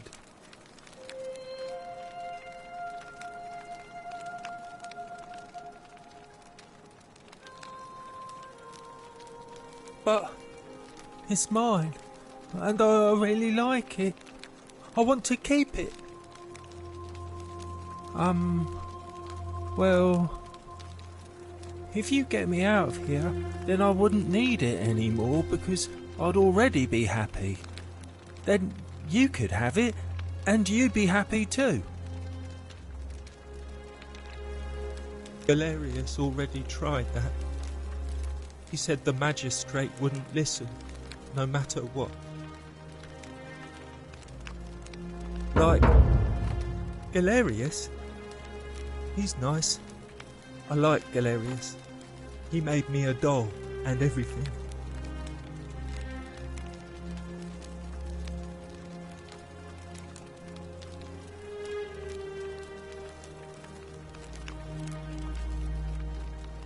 Yeah, Galerius will let me out.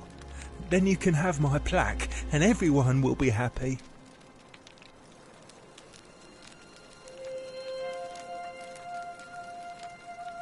Gold? You mean treasure?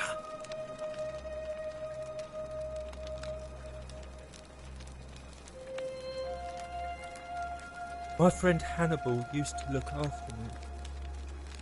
He said he always would. He said if anything ever happened to him, he gave me this key. All I remember is he said something about the cisterns. But when I went up to the highway, now nobody looks after me. Hannibal said...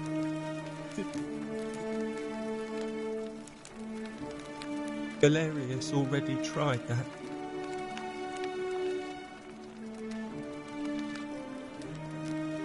What about the rules? I don't want everyone to get in trouble because I was bad. Like, Galerius? He's nice. If you help make him magistrate... Hannibal said it was in the cisterns. I can't remember what it was, just that it was way up high.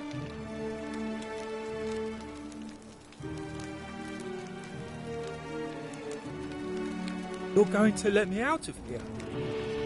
Really?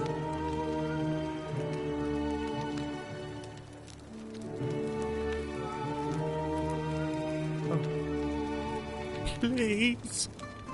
I hate it here. It makes me very sad.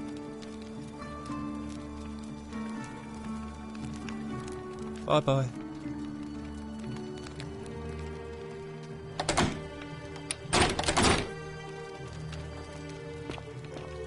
Salve.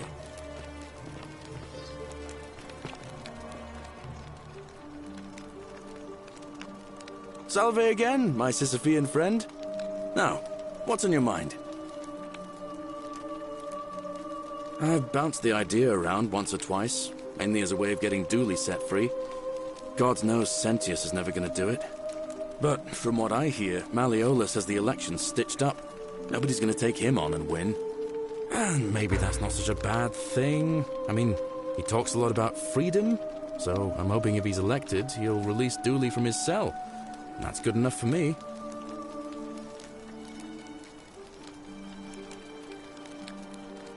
And how could you... Oh, wait. You've seen it in another time loop, haven't you? Well, in that case, we need to find a way to make sure Malleolus loses. Better yet, get him to withdraw altogether. If you can do that, and Sentius is the only candidate left, I'll run against him. Deal?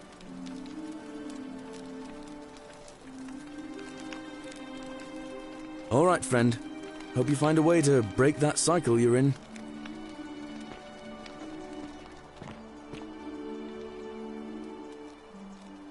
Salve again, my Sisyphean friend. Now. All right, friend.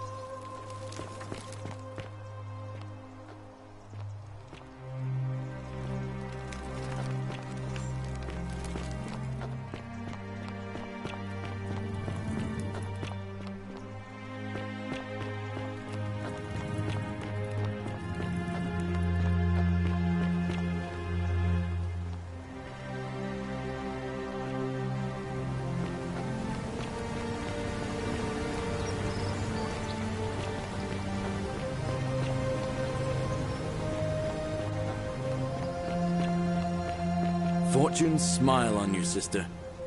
Salve again? Now. All right, friend.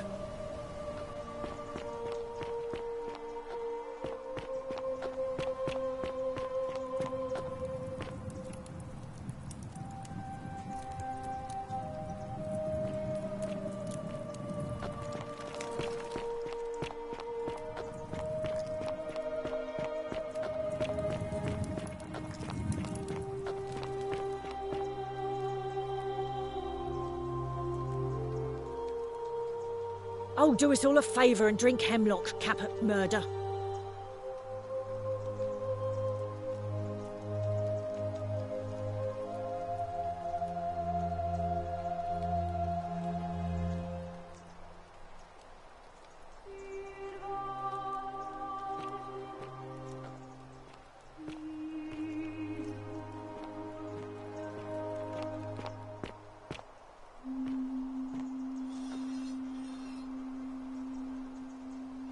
I love your clothes. So exotic.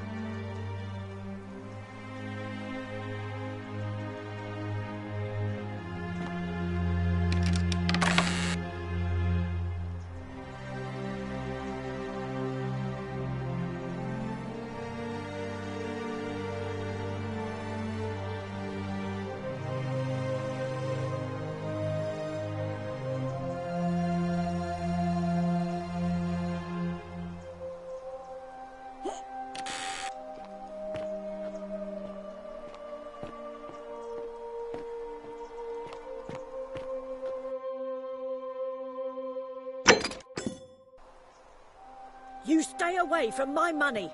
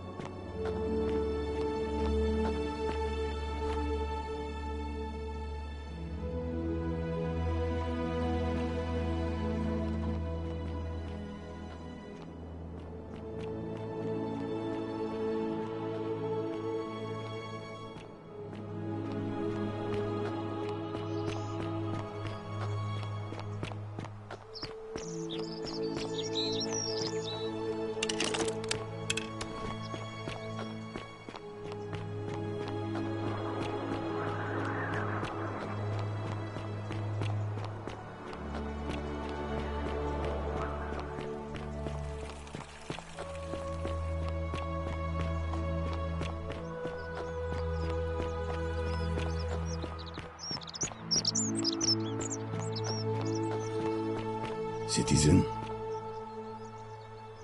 Name's Grufius. But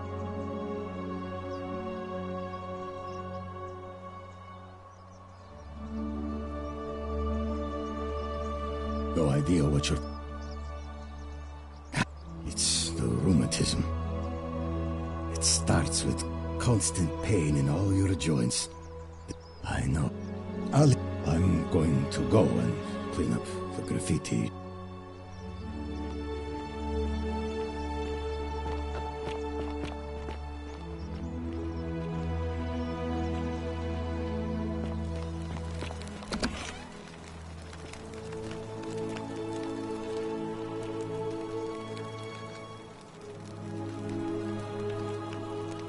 Oh.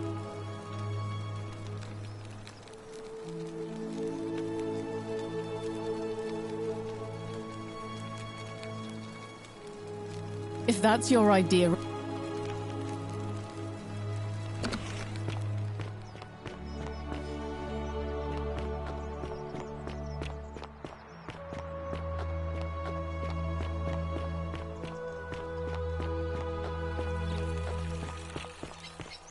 Citizen, we're finally alone. I assume you already know who I am. May I know your name? We have? Wait, if I understand correctly, someone is about to break the golden rule, forcing me to create a portal in time to bring you here? I must have entrusted you with figuring out who the culprit is. Only I assume we failed, and you had to start over. Is that about right? If so, what happened?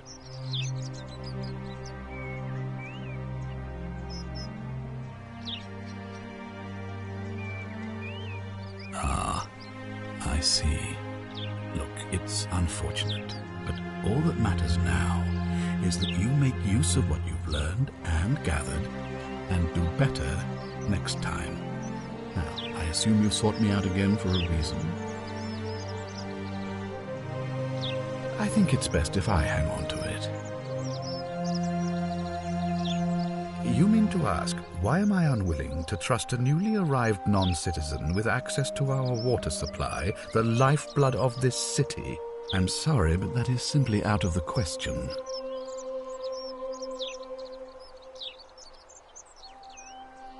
Yes, our water supply. From you. I wasn't born yesterday. Poisoning a city's water supply is the oldest trick in the Codex. Quite literally. Aeneas the Tactician wrote a siegecraft manual for military commanders some 300 years ago, recommending the poisoning or pollution of cisterns. And I'm beginning to wonder if the culprit we're looking for might, after all this, be you. Perhaps it was a mistake on my part to place so much trust in you.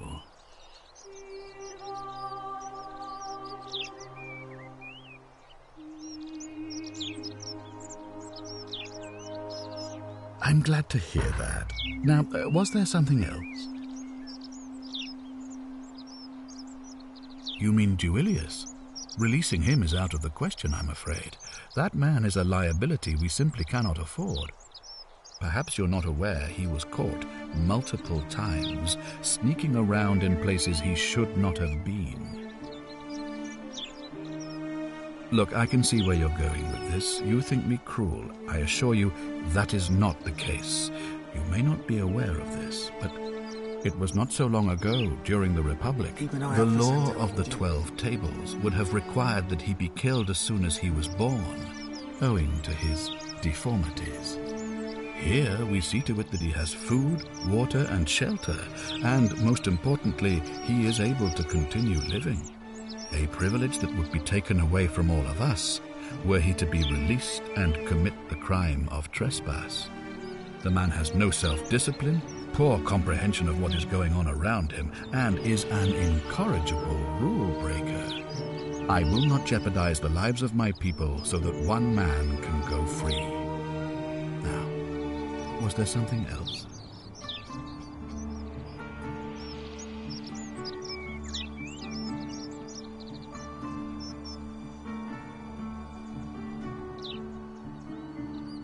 Ask then. Good. Now, was there some... Of course, what is it?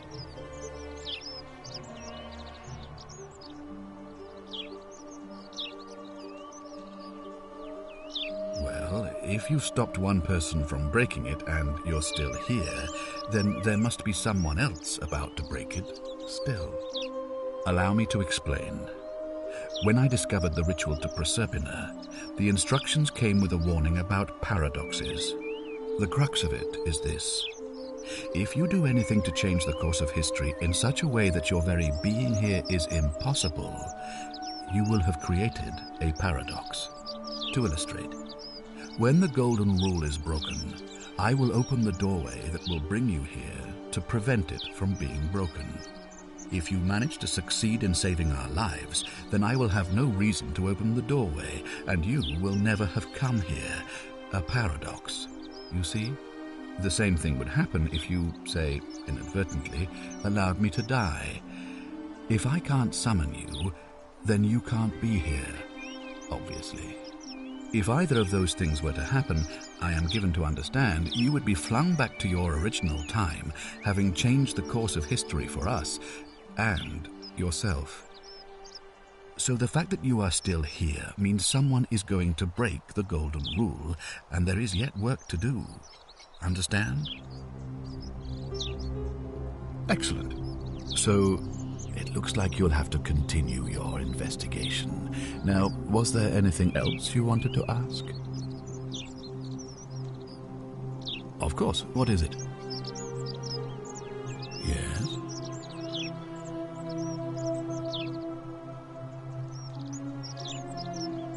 Why do you say that?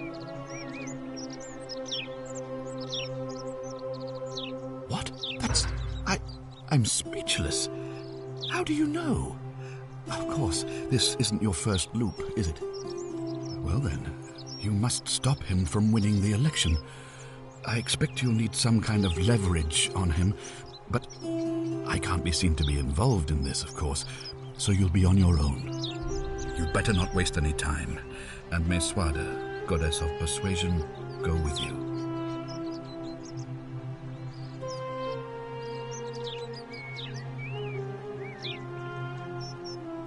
You mean to say you've tried every non-lethal measure you can?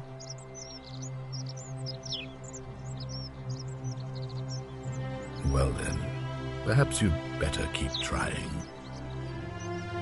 Good, thank you.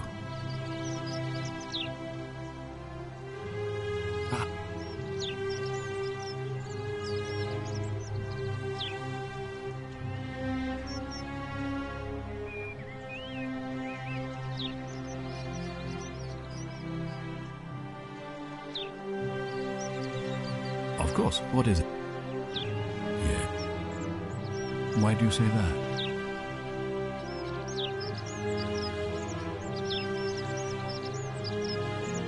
Despicable, but did it break the golden rule?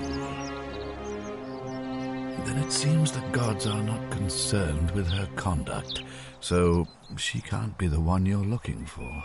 It looks like you'll have to continue your investigation. Now, was there anything else? Of course, what is it?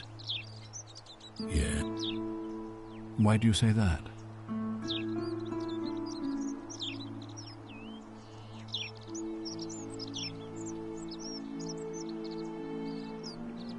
When you say he asked for help, you're not thinking of helping him, are you? Good. But still, he's been trying to enlist help with this for months. Even if you don't help him, it's only a matter of time before he becomes desperate enough to do it himself. Thank you for bringing this to my attention, but before we proceed, I must ask, are you sure he's the one?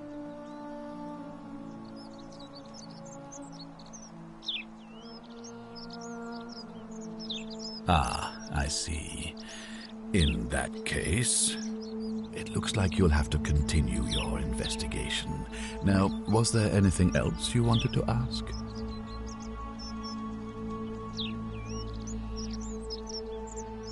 Of course, what is it? Yes? Why do you say that?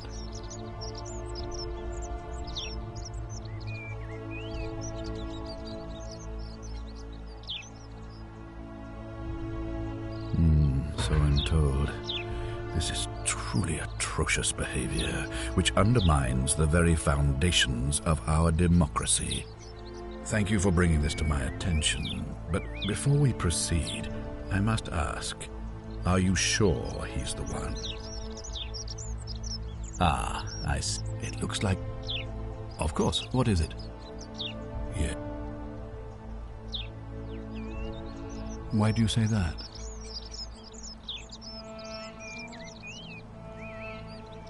You managed to extract all that from him. Well done. And I have noticed his contemptuous stares, but I had no idea he was so dangerous. Thank you for bringing this to my attention, but before we proceed, I must... Ah, it looks... Of course, what is it? Yeah. Why do you say that?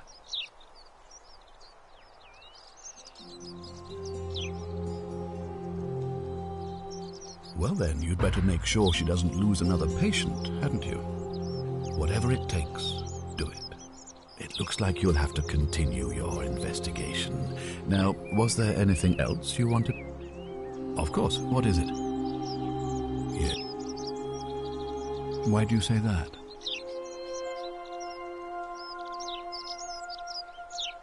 You seem to be grasping at straws here. I can assure you, she is most upset about her sister, as am I. It looks like you'll have to continue your investigation. Now, was there anything else you wanted to ask? Of course, what is it? Yeah. Why do you say that? Then you'd better find a way to make him back down, hadn't you? I'm quite sure you're capable of containing that half-wit. Go and do it.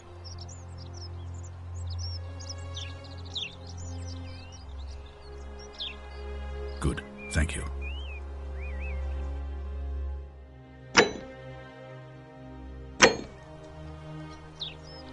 Ah, you've returned. Of course, what is it? Yes? Why do you say that?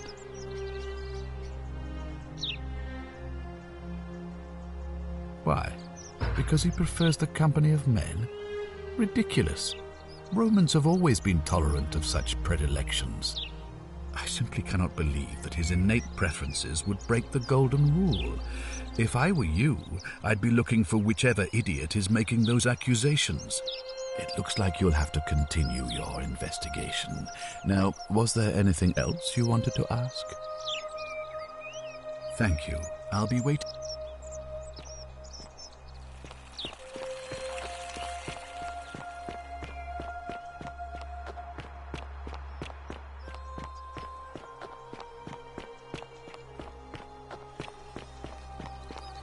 Salve. Welcome back. What demon or spirit told you about that? You went snooping. Have you... Really? How did you manage that? Poor fellow. I've heard that can really mess with a person's head. Well done for figuring that out.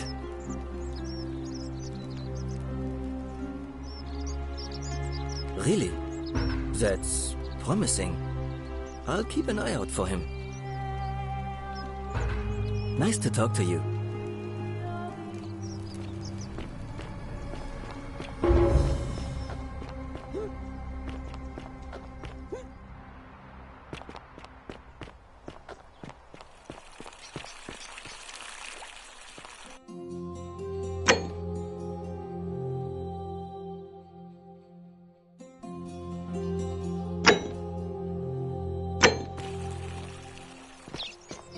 Hope you have a good reason for flouting my weapons ban.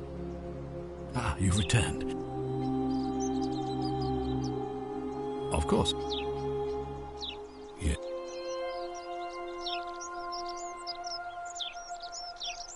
Why do you say that?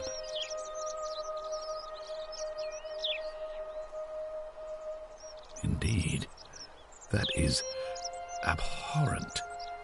And even if doing so hasn't directly broken the golden rule, it's not difficult to imagine this behavior provoking someone to theft or violence. Thank you for bringing this to my attention, but before we proceed, I must ask. It looks like you'll have to... Of course. Yes?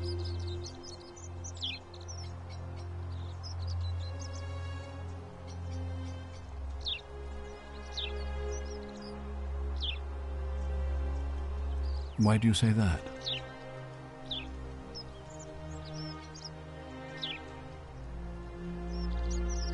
Why then? It looks like you'll have to continue your investigation. Of course. Yeah.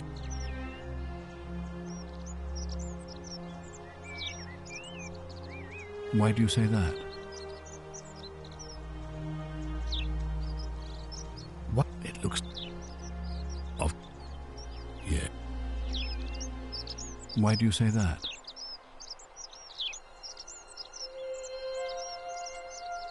So I'm told. But while that is distasteful, asking for tributes is not uncommon, so I don't think it's going to break the golden rule. It looks like you'll have to continue your... Of course. Yeah. Why do you... So I'm told. This is truly atrocious behavior, which... Thank you for bringing this to my... Well then, in that case... As much as it pains me to do so, I must act decisively to ensure the survival of my people. As magistrate, I hereby declare him an enemy of Rome and authorize his execution by your hand, forthwith.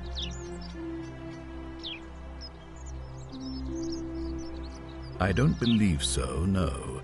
It's not a crime to carry out the lawful order of a magistrate. So now you're an expert on Roman law, are you? Listen to me. We are cut off from the empire down here, fending for ourselves on the brink of annihilation. If ever there was a time to dispense with legal procedure, it would be now. Think of it as an act of preemptive self-defense. Think of the lives you'll be saving. Then perhaps you would prefer the feeling of being responsible for the deaths of everyone in this city. Now is not the time for cowardice in the guise of philosophical introspection. Now is the time for action. You have your order. Carry it out.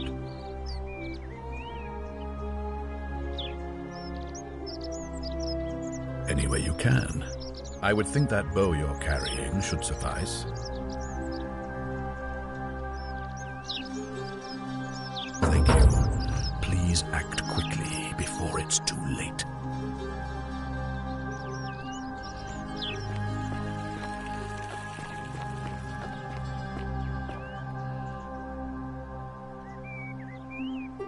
Couldn't stay away, huh, lovely?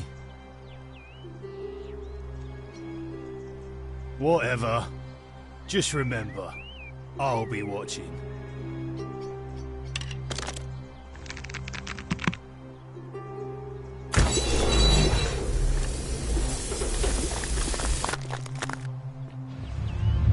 The many shall suffer for the sins of the one.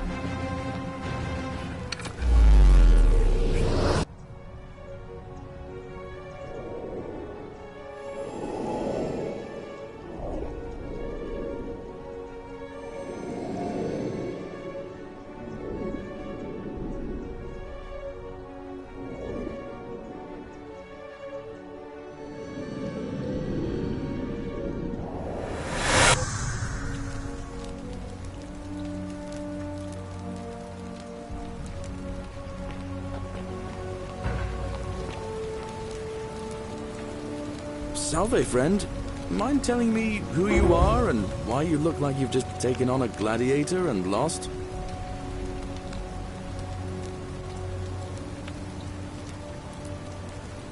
Oh, sounds serious. I'm listening.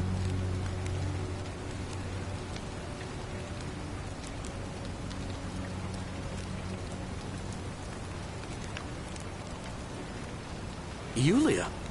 Oh no. All right, let me see. Poor Virgil. Poor Roof.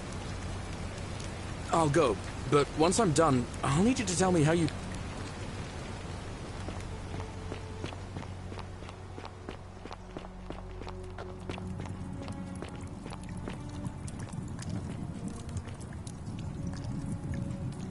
Oh, you're here. And, you're not like any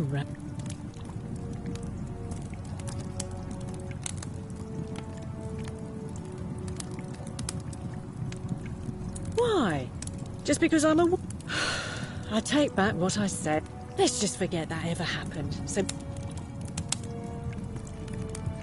I do, but I'm afraid it's not for sale. It's the last jug in the entire city, so I'm saving it for a romantic occasion. Catch the drops of water, and the tree you grasp at eludes you.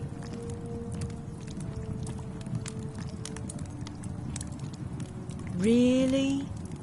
That's your move? Honey, I'll admit I was intrigued by you at first, but then you had to go and open your mouth.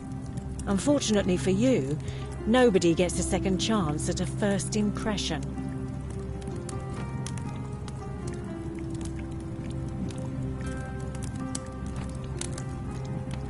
What's that supposed to be? The riddle of the Sphinx? I do, but I'm afraid... Everything except this. Sorry, sweetheart.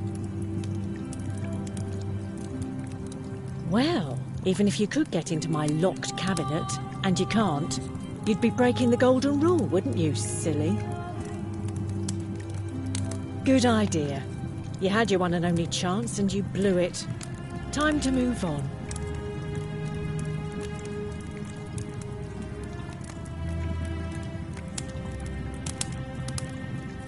All right. See ya.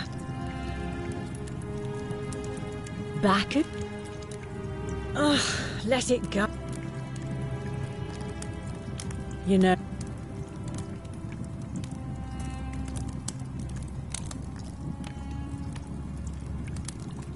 Straight to business, huh?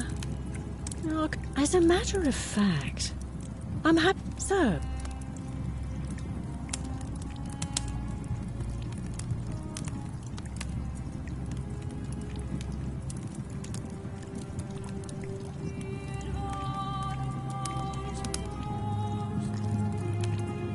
I can't tell you to... Sim?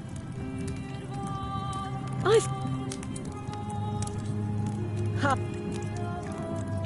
All right.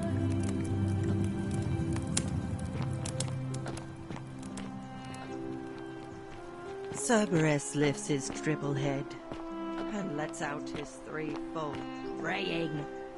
Livia, would you stop muttering like Medea over a cauldron? You'll scare away my customers. They follow their trades, imitating their previous lives, but they are ignorant. This again. You're in a world of your own, aren't you?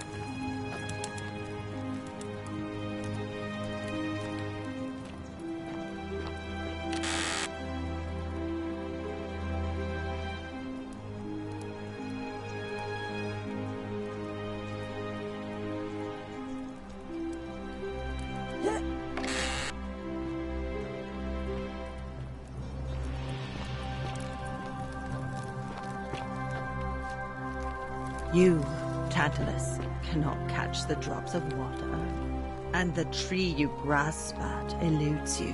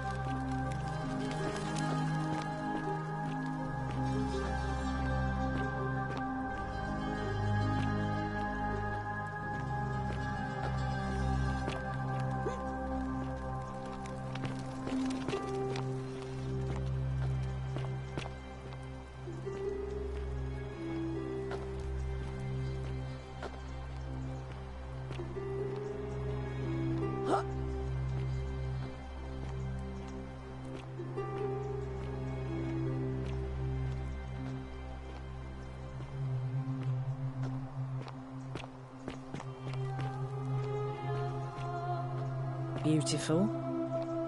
Back again. Couldn't stay away, huh? All right. Ixion turns.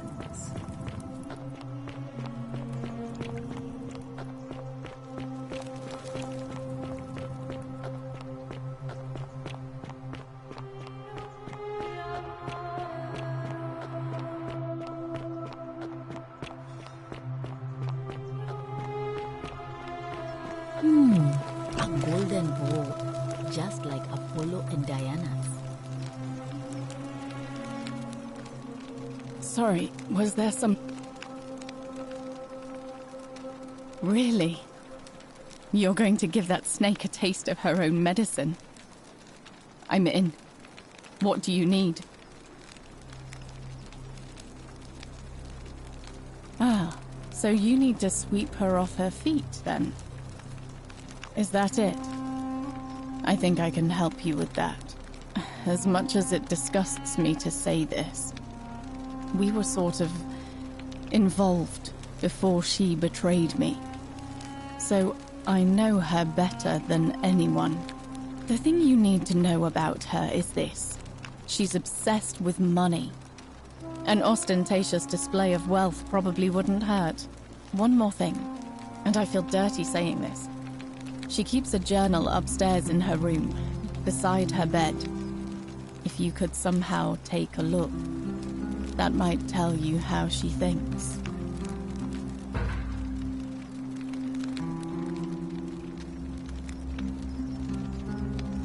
May Nemesis guide you. All right.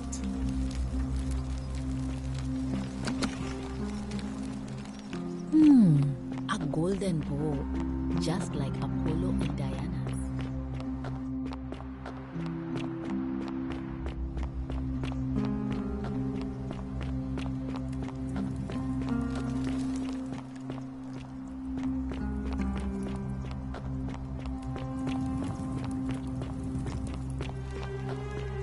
Beautiful. Back. All right.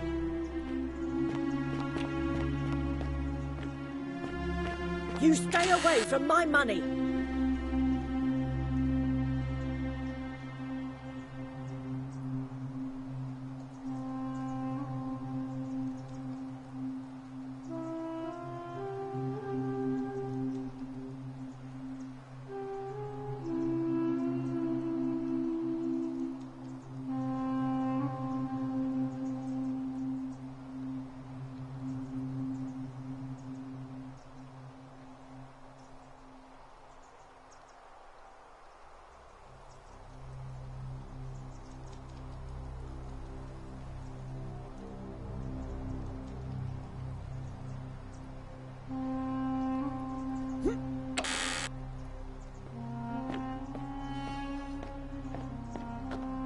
Beautiful.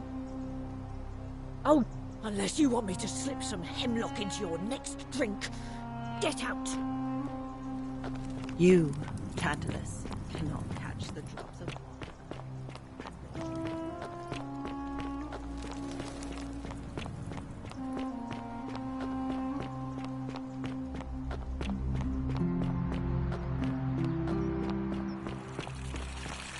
Keep an eye out for Scintilla, would you? How come you're allowed a weapon and I'm not? Thank you. Thank you. I am delighted and deeply honored to have been elected.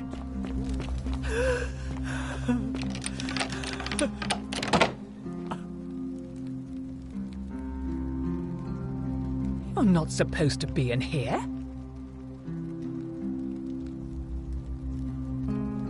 Domitius, come quickly. We're being robbed. This is outrageous. Do I need to call Domitius? Get out. Do I need to call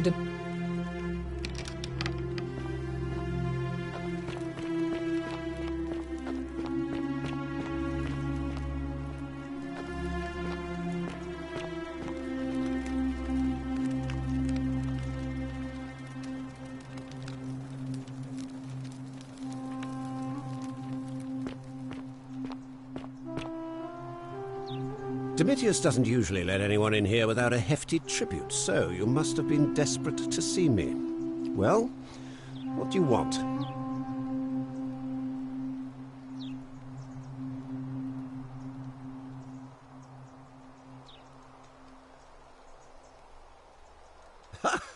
Are you insane? You barge into my villa uninvited and then make outrageous demands? Why would I withdraw from an election I'm bound to win?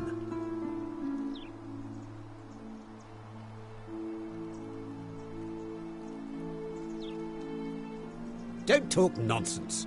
There's no such thing as the golden rule. How could you possibly know that? Nonsense! This is nonsense! I don't know how you know about my plans, but I'm absolutely sure Sentius is involved somehow. And now, I'm going to enjoy watching Domitius kill him even more. Now, get out of here! You outstayed your very limited welcome. Get out of my...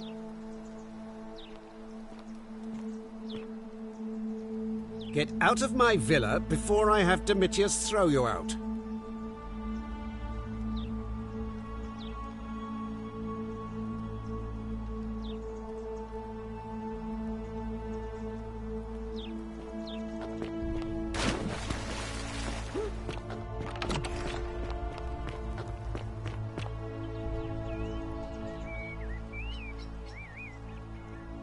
What now?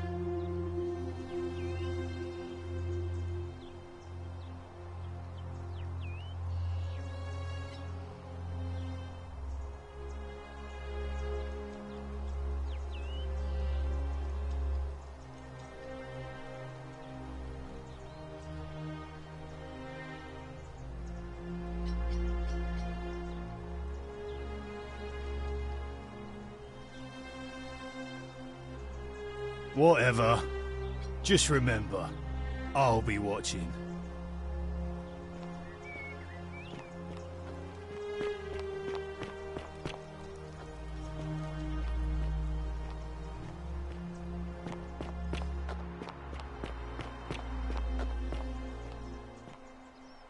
That's quite an impressive bow you have there.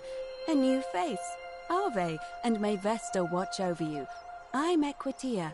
To what do I owe the pleasure of this visit?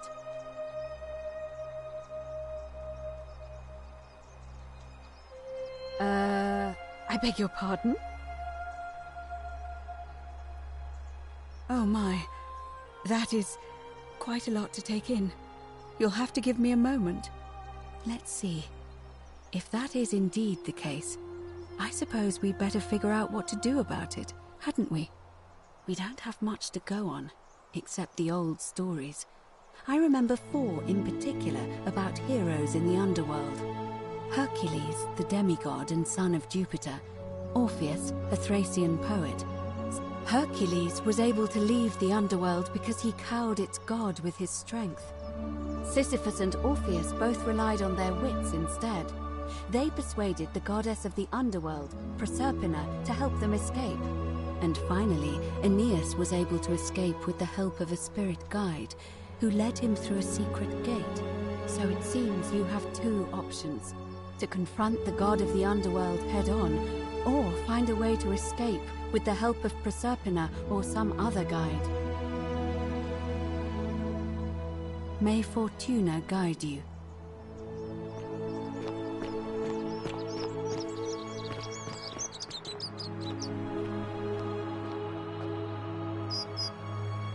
Name's Rufius.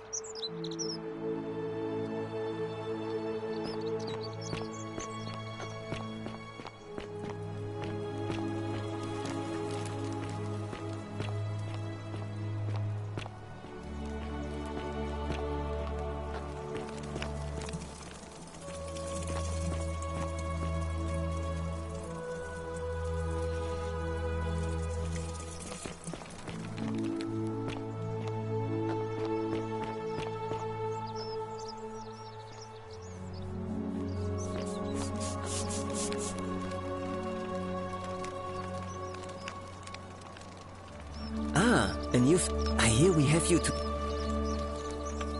Not...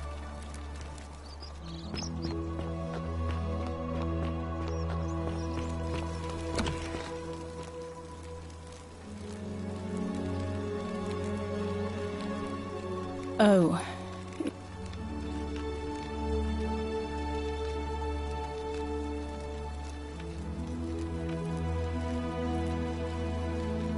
Really? Well, the thing you need to know about one more... If you ask me, she's a terrible person who deserves all the vengeance of the Furies.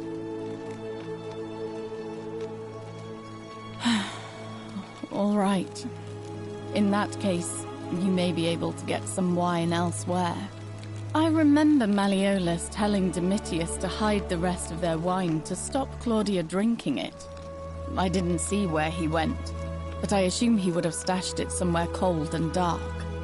When he came back, his sandals were covered in dirt, and he was complaining about living like animals with the other commoners. That's all I can tell you, I'm afraid.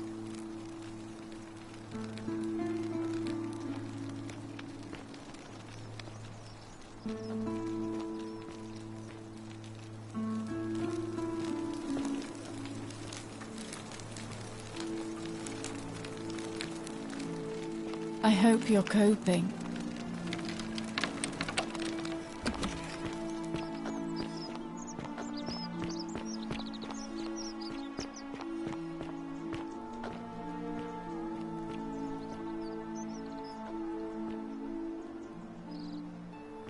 Hey, Virgil, how much would you want to make me a bow?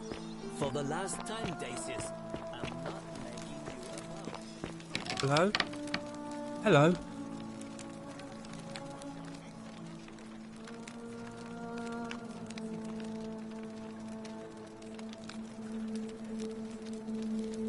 Do you like...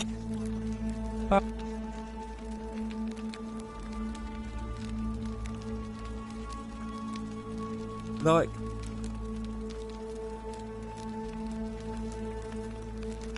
I don't think he likes me. Yeah, Galerius will let me out. Bye-bye.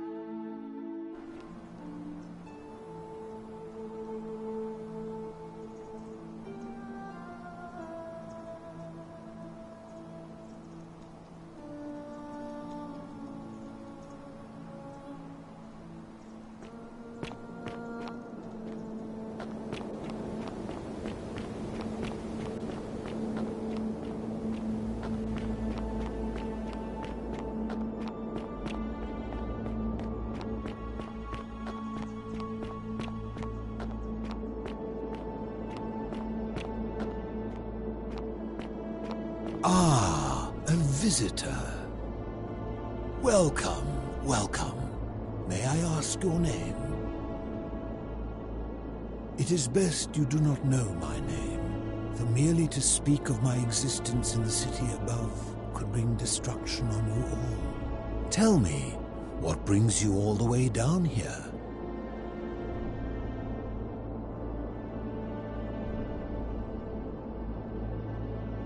Ah, yes, that cursed thing. I know exactly where it is. I will tell you everything I know, but first, a request. I have been living down here alone for many years, with nobody to talk to but myself. The one thing I long for above all else before I die is a good philosophical argument with somebody astute. I'm hoping that person is you. Let us find out with this simple question. Have you deduced the name of the god responsible for the Golden Rule? Excellent. I see you are indeed quite astute. Very few come to that realization before their time in the sun is over. Now, will you join me in a friendly Socratic dialogue? Wonderful. Then let me begin with a question. Would you say you know the difference between right and wrong?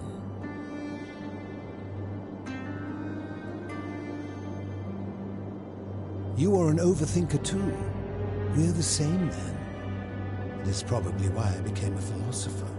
But if you struggle with right and wrong normally, then down here with the Golden Rule, surely your struggle can only have become more difficult. Well, that's reassuring. And the truth is, you're not alone. You see, out there in the world, being uncertain about right and wrong was acceptable. because our mistakes rarely had consequences. So we would tell lies and bend rules and turn a blind eye and rationalize, and yet still find a way to think of ourselves as good people. But under the golden rule, morality matters.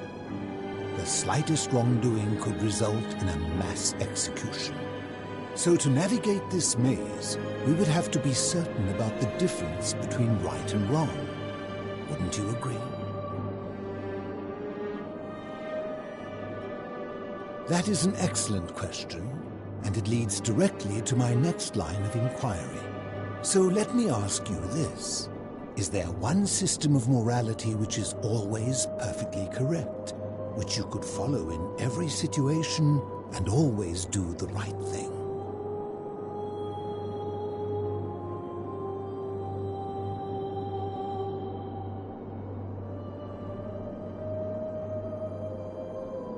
Are you sure? Or is it possible that humans simply haven't figured out the right system yet?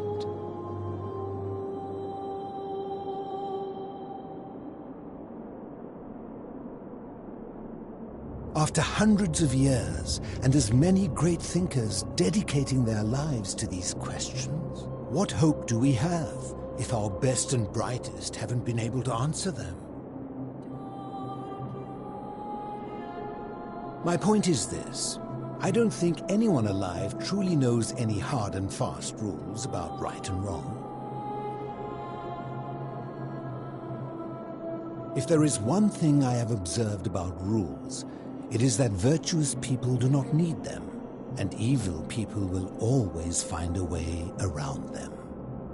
And so we must accept our limitations, and the sad truth that no human society will ever achieve the utopia for which it strives. In mathematics, we would call it an asymptote, a line that can be approached but never reached. Because the only way to create a utopia is with the ever-present threat of force, such as the Golden Rule. This and no other is the root from which a tyrant springs when he first appears as a protector. And life under tyranny is no utopia at all.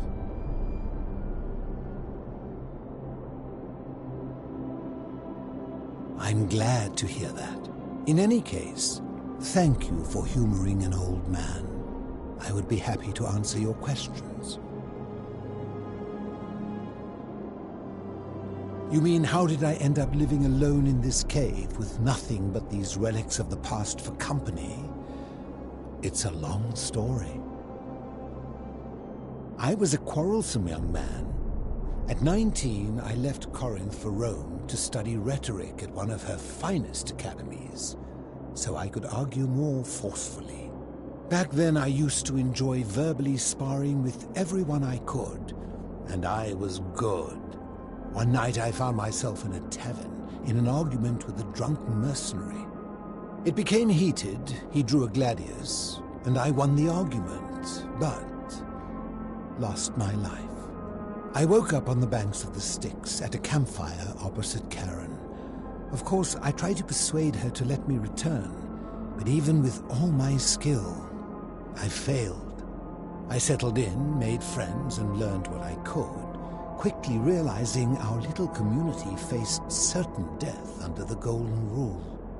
So I began looking for a place to hide underground.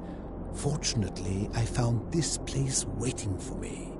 You see, I was not the first to take refuge here. I returned to my friends above, persuaded them to join me, and 12 of us descended for the last time to live out our days hidden from Hades' tyranny.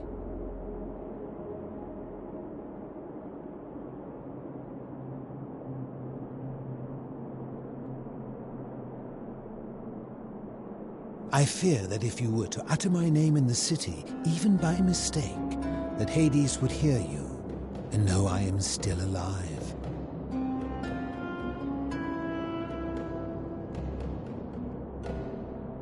Living in darkness is not without its challenges. The first challenge is diet. Fortunately, I found that eating fresh fish provides most of the nutrients I need. And sometimes, when there are Greek people living up above, I surface at night and salvage the offerings they've left in the temple of Demeter. The greater challenge is the isolation, so I like to imagine arguments, where I argue both sides. But, like so many things in life, arguments are better with a partner. They are one and the same. The Romans call him Pluto. Long before that, my people called him Hades. My generation was wiped out, turned to gold, many years ago. My friends and I were able to avoid the same fate by hiding down here. I think it's safest to assume that if I was to return, Hades would realize that his furies hadn't finished the job, and he'd send them after me again. I'm afraid I am the only one left. There were 12 of us in the beginning, but one by one, my friends passed away. Some from malnutrition, others from madness and despair. It has been lonely. Before my unexpected visit from Kabash some weeks ago, I'd not seen another person in many, many years. As you wish.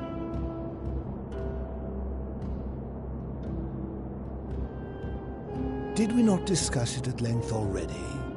Oh, I see. You're toying with me. Ha!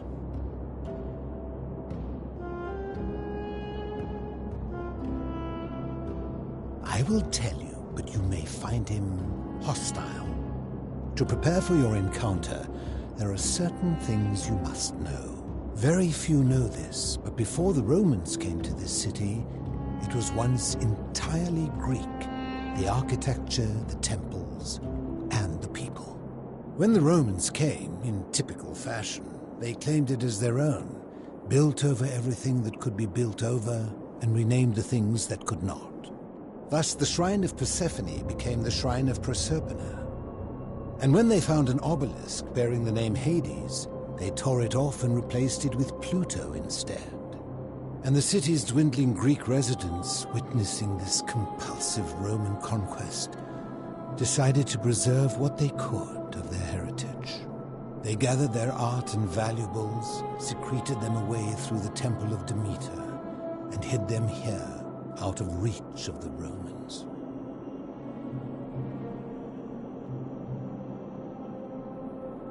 I'm getting to that. You see, it was among these old Greek relics that I found the thing you seek. An even older plaque bearing an Egyptian inscription. We had no idea until years later, when the first of my friends began to die. As a result of their deaths, we began to dig catacombs branching off from this cavern to lay them to rest.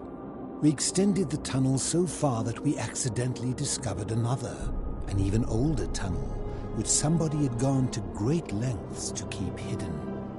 Suddenly it made sense why there was an out-of-place Egyptian plaque among our people's possessions. You see, we proud Greeks had thought the Romans beasts for stealing and corrupting our heritage. But it turns out this game has been going on much longer than any of us imagined. I think it is best you head through the catacombs and follow Kabash's trail. There are certain things you must see for yourself. Take this key. You'll need it to open the gate.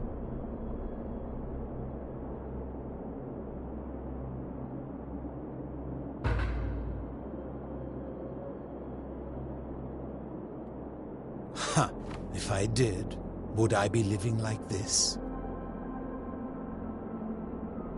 I enjoyed our chat, but please, keep my presence here a secret, yes? Good to see you again, friend. Did you find what you... I enjoy...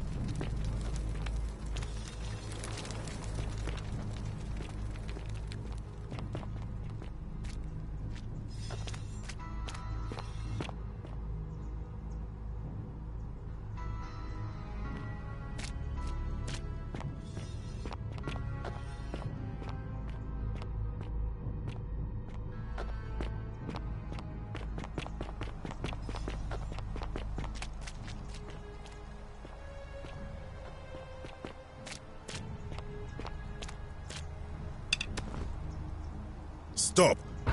Do not come any closer. Who are you?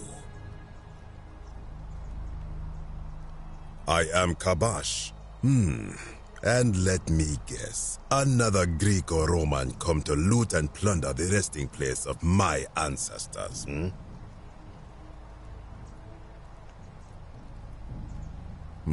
To what end? That is welcome news. You really are not Greek or Roman, are you? I was planning to return it myself, but for now, I must remain. Here, take it and restore the honor of Osiris.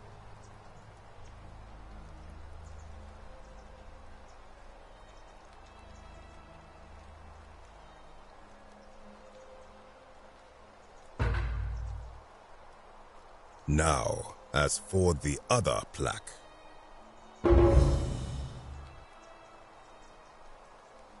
Indeed, I have it right here. I stumbled across a collection of dusty curiosities while searching for a place to hide from the hungry children of Amit, and there it was. You may not. In fact, I am about to destroy it. Because it speaks a treacherous, blasphemous lie. I will tell you, but first, do you know what this place is? It has a name, and that is the Duat. See what has become of it. I have been down here for weeks, piecing together its story, and here is what I have learned. As Egypt declined and the Greeks had their turn to flourish, their souls came here in great numbers. But instead of adopting our ways, they copied and corrupted them. When they found the obelisk bearing the name Osiris, the true god of the underworld, they desecrated it, removing his name and replacing it with Hades. Even the ferryman of the dead, known to my people long before as Kerti, they renamed to Keron. As if that desecration was not enough, they built over this place, using it as the foundation for their own underworld, so that ours was forgotten. My only solace is that the Greeks then suffered the same fate when the Romans rose to power, renaming Hades to Pluto, and the cycle began anew.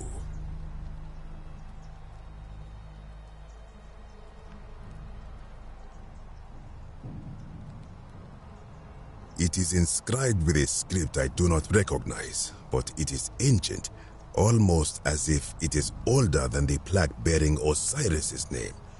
But if that is so, it would imply the gods of Egypt are mere imitations too, copied and corrupted from an ancient people who prospered even before us, and that my people did to them what the Greeks and Romans did to us.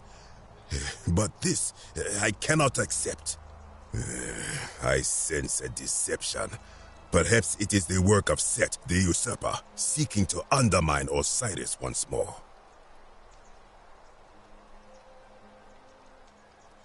You will never know. This work of sacrilege must be destroyed, thrown into the black abyss below in Osiris's name.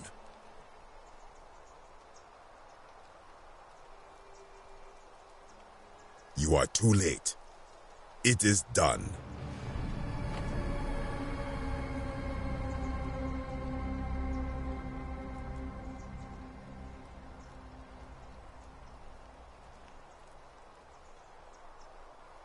It could not have gone any other way. It was Osiris's will. Now, the thing of evil you sought is gone. Why are you still here?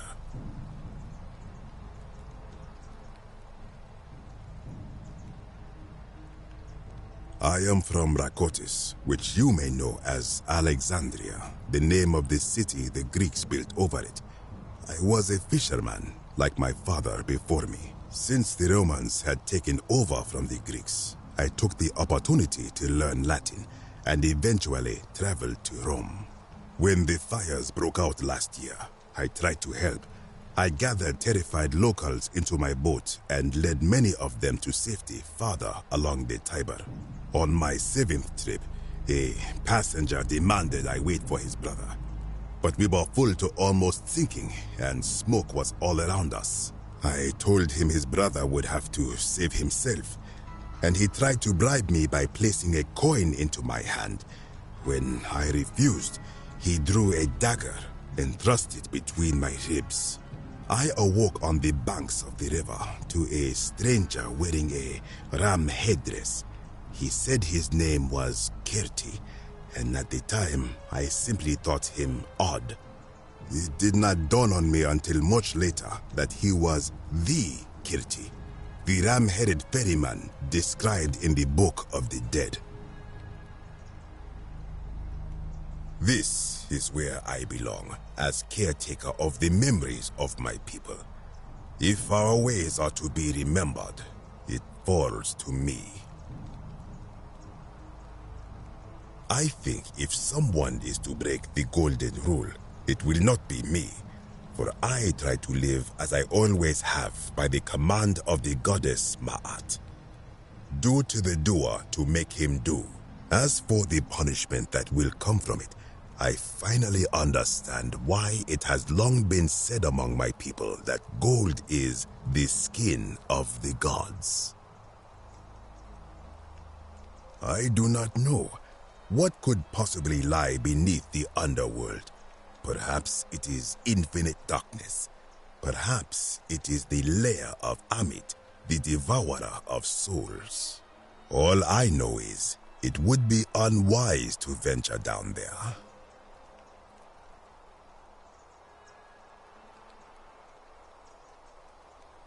Most unwise. Good. Be gone from this place. Wait. You are planning to go down there. I see it in your eyes. You would plunge into the depths of the Duat with no way back up. Madness. We shall see.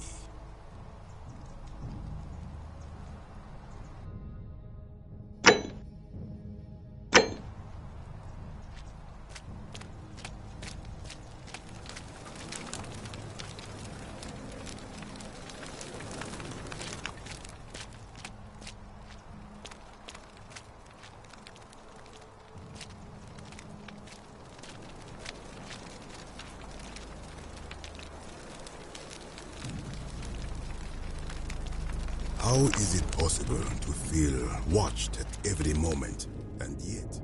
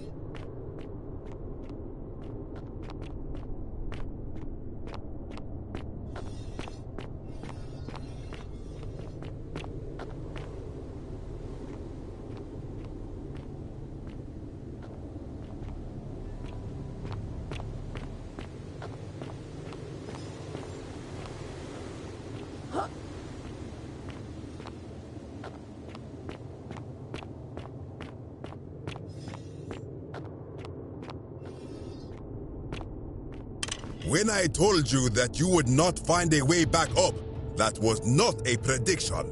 That was a promise. You will die here.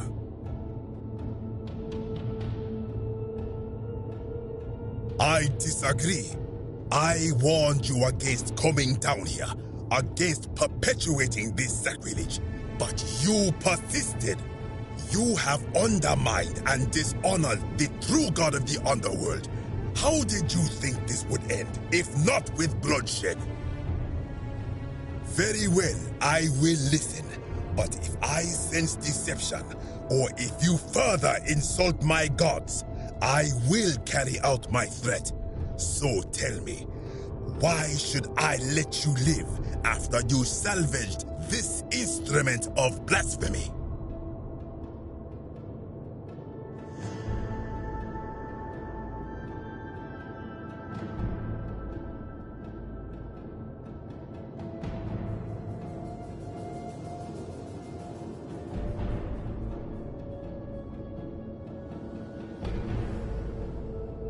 Why? To what end?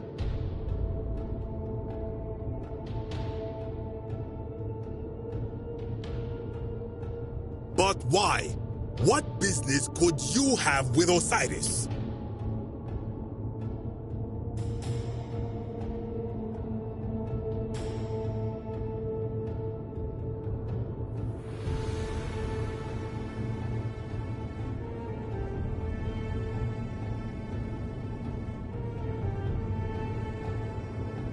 Blasphemous fool!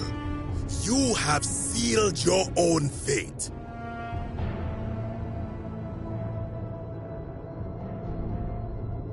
Ha, good. I welcome it. You see, the philosopher told me that each time it breaks, Osiris bellows with rage, and his voice shakes the very foundations of the earth. I can only hope one more tremor will lay waste to this fragile place once and for all, and you along with it. The many shall suffer for the sins of the one.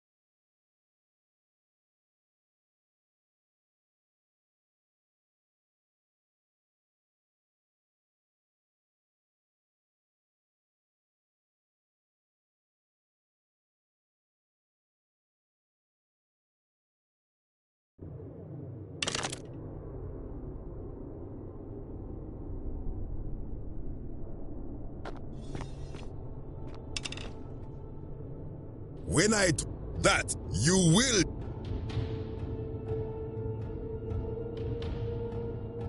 You very what? Why? To what end? But blasphemous fool, you have seen.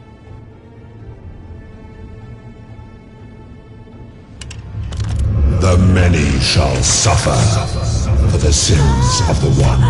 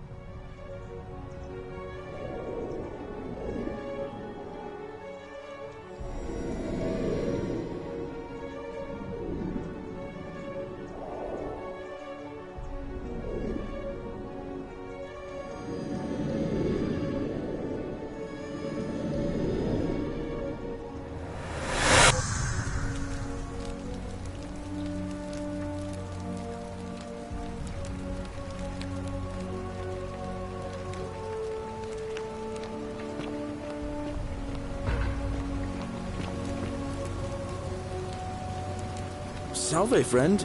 Mind telling me who you are and why you look like you've just taken on a gladiator and lost?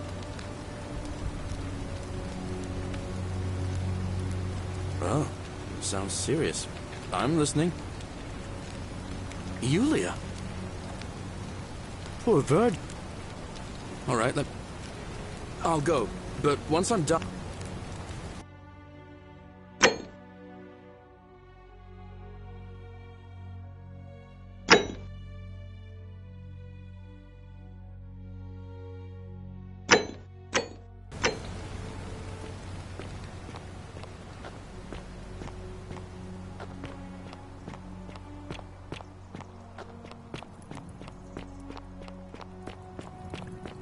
You, Sisyphus, attack or pursue the stone.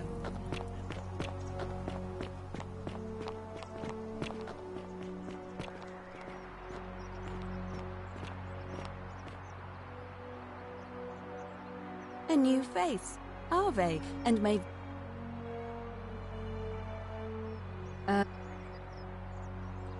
Hurts and...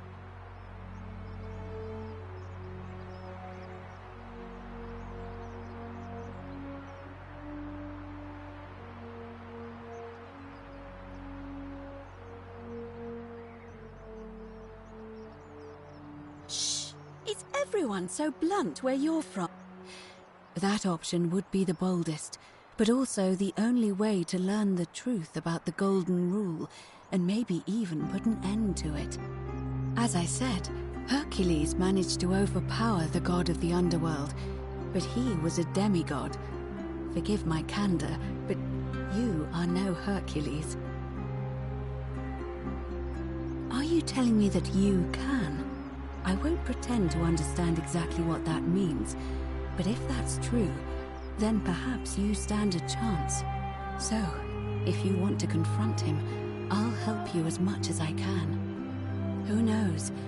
Perhaps your name will be uttered in the same sentence. But first, you'd need an audience with you-know-who, and for that, you'll need to enter the great temple overlooking the city.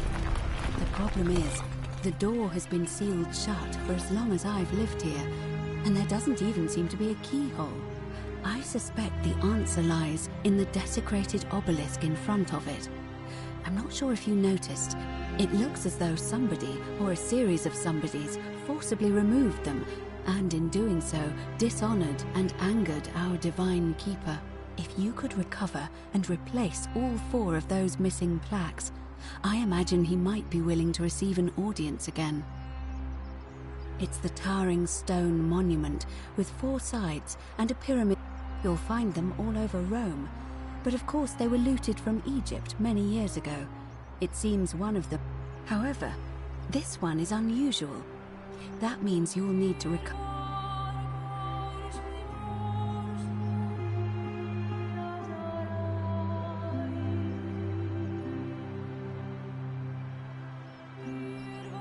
don't know. But perhaps you should begin your search with the local Greek fellow, Georgius. His store is in the... Good question. To answer that, we first need to ask who would have defaced...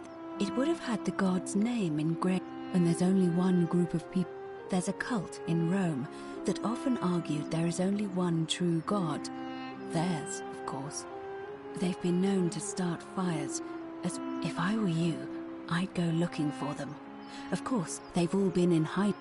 But I did hear a rumor they have a secret shrine somewhere in the city. Perhaps, Salve. if you could find that, you might be able to recover the Roman plaque. May 4th.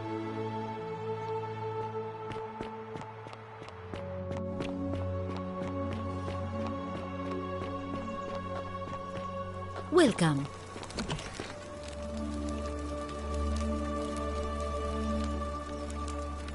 Sorry, I'm still a bit out of it. Galeria, was there something you... Rip. The thing... One more thing. Excellent. May Nemesis guide you. All right. Welcome.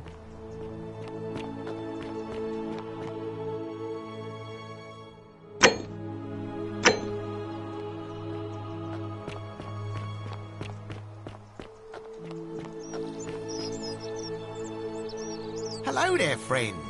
May I say, that is a glorious...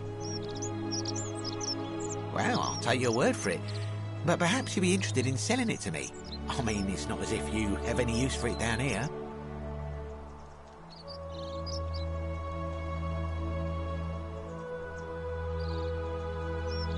Now you're talking, I'm interested. How about 100 denarii? Oh, that's a little excessive, don't you think? It's not the bow of Ulysses we're talking about.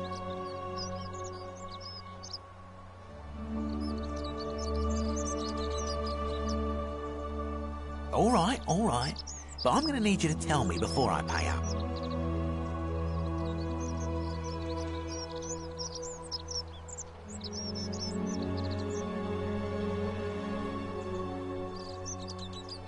Well, how do I know I can trust you?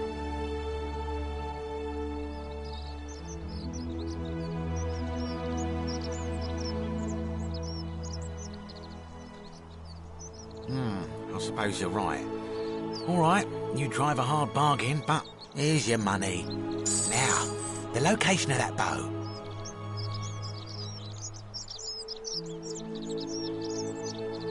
What? But I already knew that, you imbecile. Everyone knows that. I can't take that golden bow because stealing from the goddess in her own shrine would break the golden rule. You promised to tell me where I could get one of my own. What is this? Some kind of joke? I don't believe this is happening.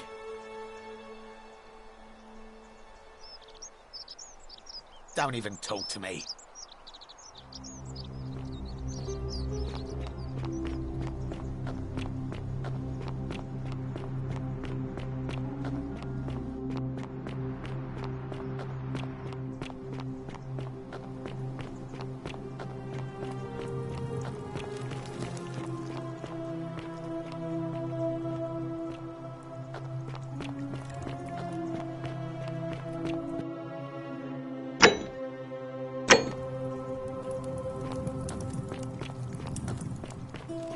Cerberus lifts his triple head and lets out his threefold braying. Livia, would you stop muttering like Medea over a cauldron? You'll scare away my customers. They follow their trades, imitating their previous lives, but they are ignorant. This again. You're in a world of your own, aren't you?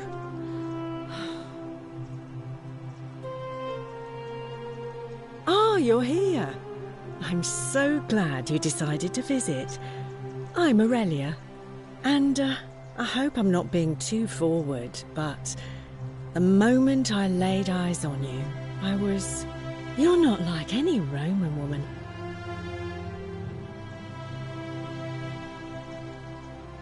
Well, since you bring that up, let's cut to the chase. What are you worth?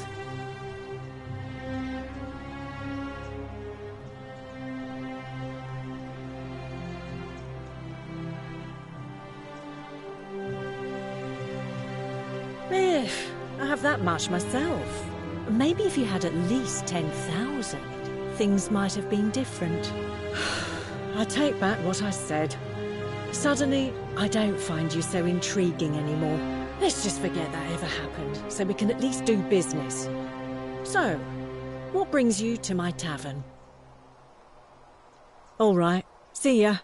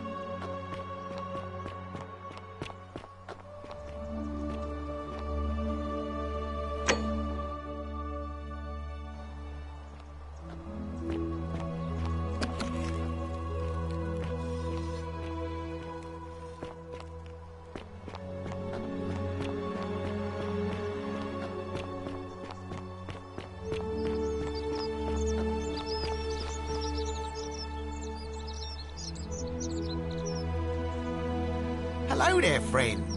May I say, that is a glorious bow you're carrying. Do you mind if I ask where you acquired it? Well, I'll take your word for it. But...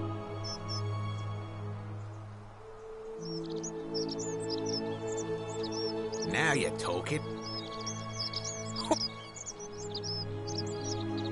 Oh. Well... here's now. I can't... you promised to tell... Wait. Don't even talk to me.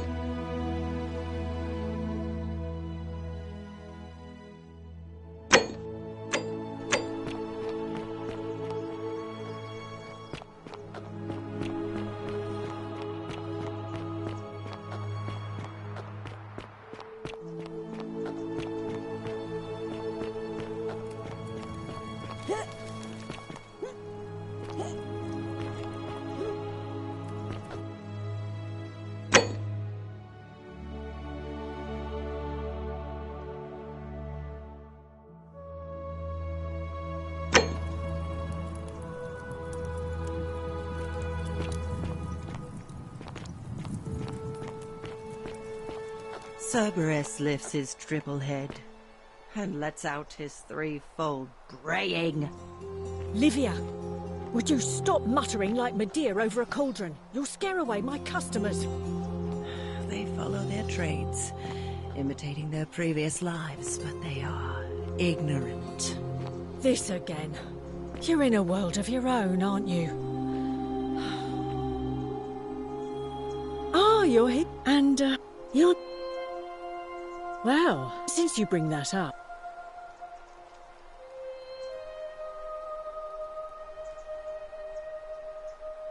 So you do.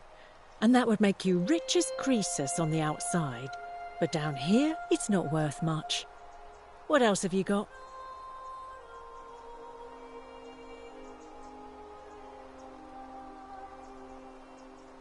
That's exactly what a poor person would say. I take back what I said. Suddenly, let's just forget that ever. All right.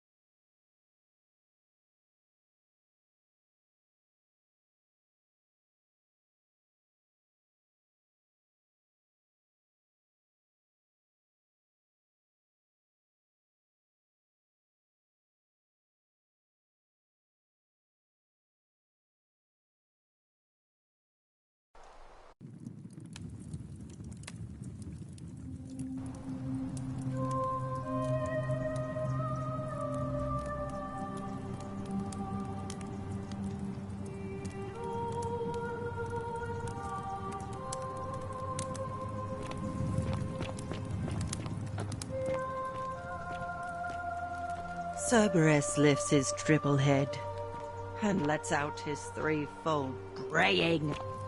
Livia, would you stop muttering like Medea over a cauldron? You'll scare away my customers. They follow their trades, imitating their previous lives, but they are ignorant.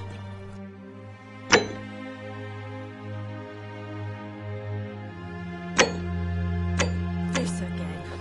You're in a world of your own, aren't you?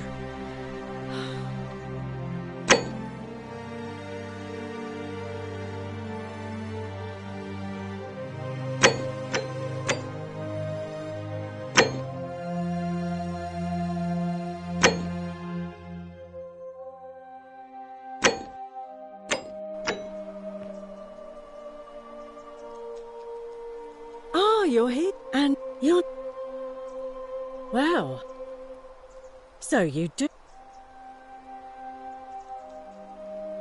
That's exactly what a poor person would say. I take back what I said. Let's just... All right.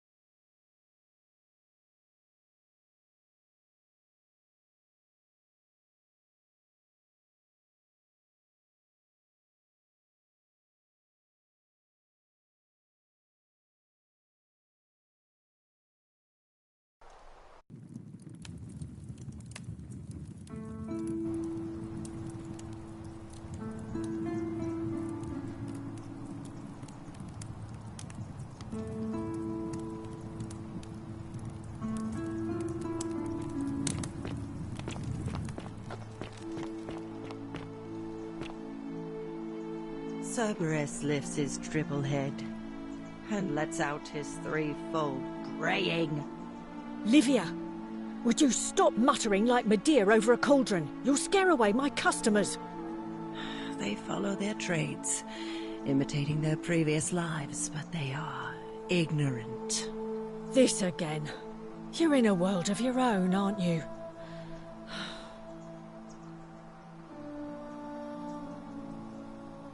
Ah, you're here. I'm so glad you decided to visit. I'm Aurelia, and I hope I'm not being too forward, but the moment I laid eyes on you, I was intrigued. You're not like any Roman woman I've ever seen. Your skin is so beautiful, and your clothes are so exotic.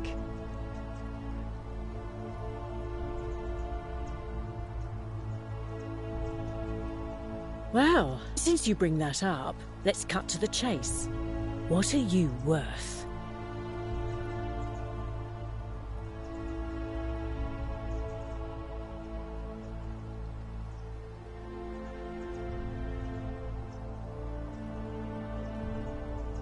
So you do. And that would make you rich as Croesus. Maybe if you hadn't... I take back what I said. Let's just forget that ever happened, so we can at least do business. So...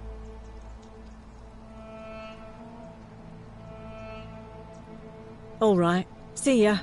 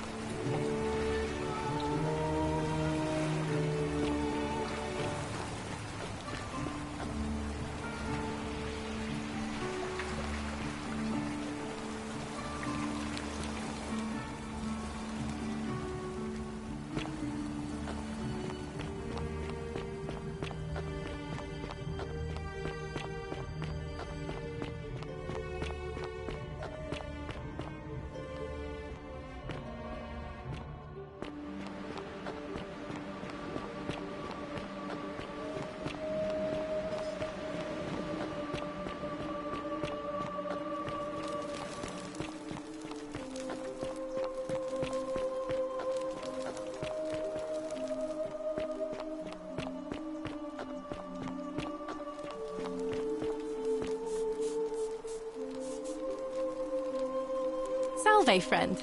I'm Octavia. Welcome to life under the Golden Rule. It's a ghastly thing, is it not? How are you faring so far?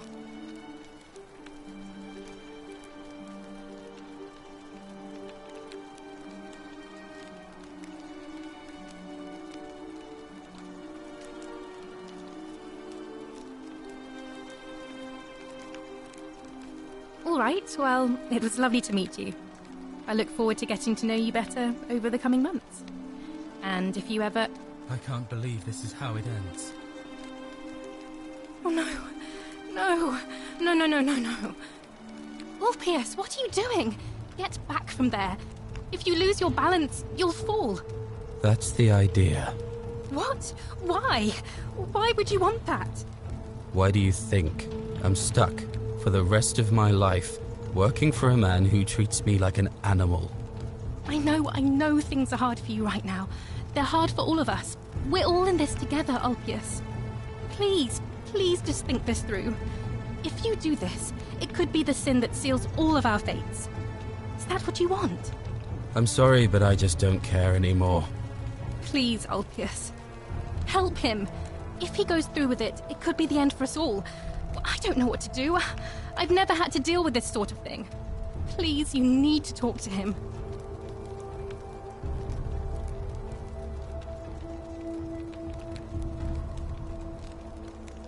Thank you. And please, choose your words carefully.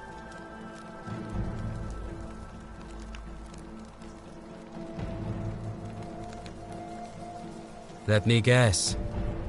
You're going to lecture me on how suicide is a crime against the Empire.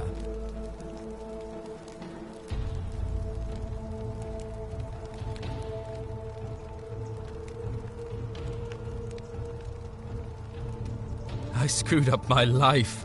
That's what's wrong.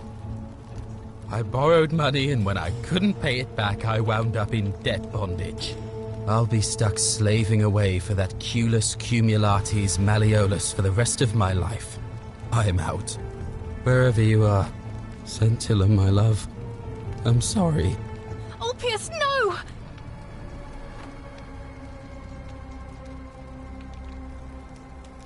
I can't believe he went through with it. Oh Lord, that poor lamb.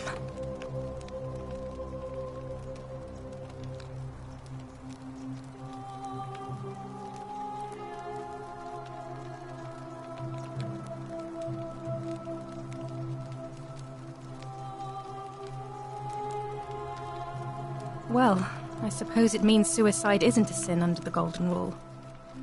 So I guess that means whichever god is responsible for it, it isn't mine. I'll have to let everyone know what happened. And I guess Malleolus will have to clean up the mess in his villa. It's of his own making, after all. And I'd best pray for poor Ulpius.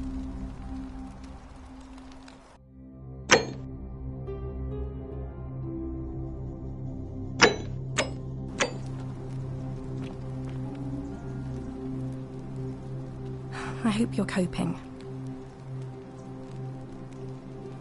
Here, in this place, the magistrate has me earning my keep by cleaning and pruning the gardens. It's not quite how I expected my life to go. I used to live in a lovely villa on the banks of the Tiber. I was even betrothed to a handsome young man from a prominent family. But long hours of menial labour for the good of the community has its own charms too, I suppose.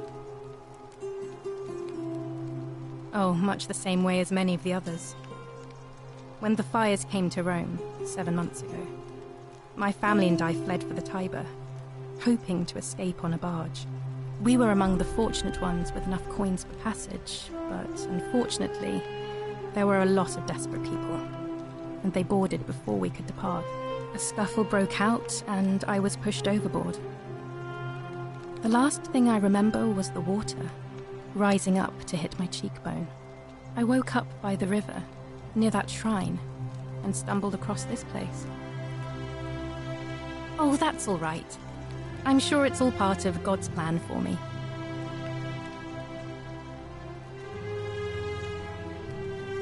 Oh yes, of course. A slip of the tongue. If you like. I'm afraid not. Although, I did once hear someone gossiping down at Aurelia's tavern about a possible way out. I don't put a lot of stock in such rumours, but if you're desperate and wealthy, you could look into it, I suppose. If that doesn't work, then I suppose we're all stuck here until God The gods decide our fate.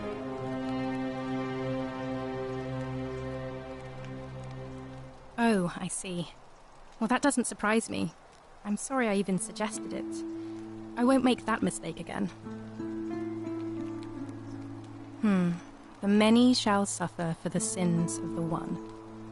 I think about those words a lot. I'd like to think that if we all love our neighbours as ourselves and do to them as we'd have them do to us, then we'll all be fine. But on the other hand, I was always taught the intent of man's heart is evil from his youth, and that all of us are born with a tendency towards sin. And that's where I get stuck. Is it true? Are we born with a tendency towards sin?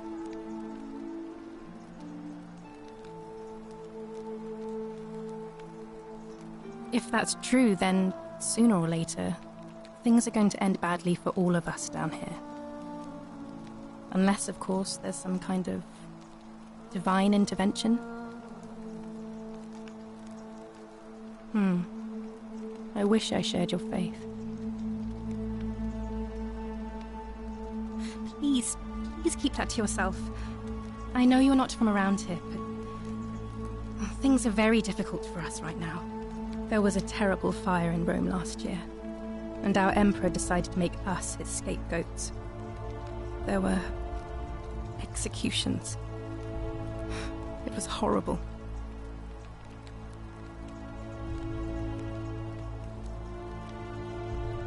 Even if I had seen it, and I'm not saying I have, I couldn't in good conscience give it to you. That's all I'll say.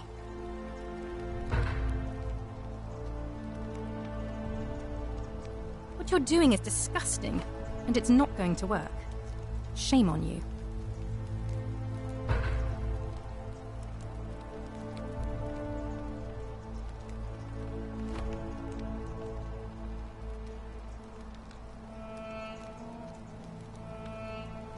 Even if I had seen it, and I'm not saying I have, I couldn't in good conscience give it to you.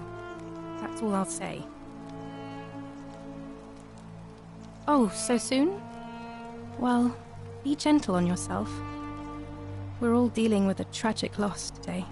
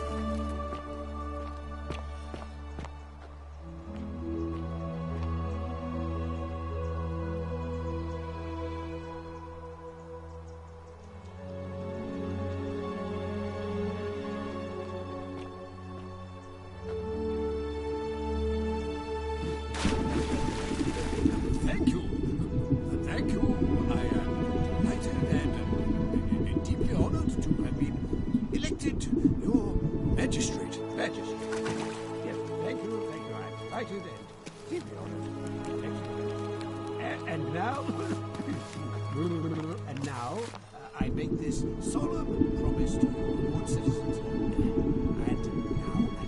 And now, I make this solemn promise to you, good citizens. Under my leadership, you will, I beg, enjoy the freedom you deserve. And, yes, no more shall you walk on,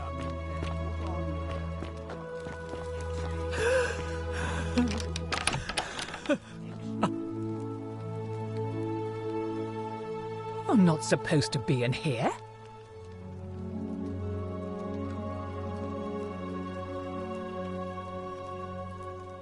Talk.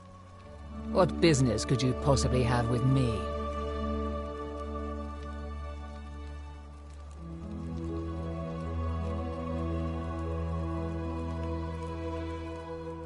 My marital affairs are no concern of yours.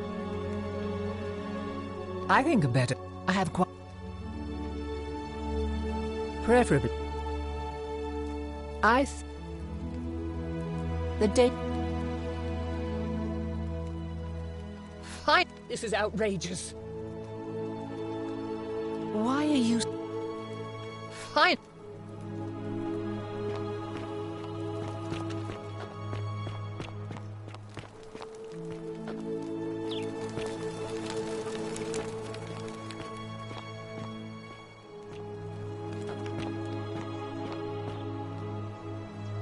Did you just leap in?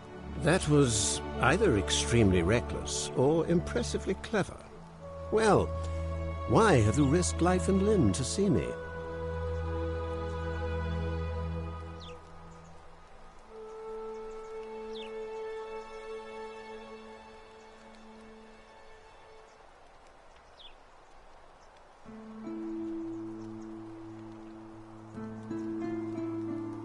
My name...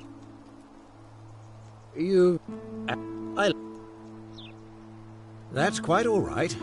We all make mistakes. What? You fool.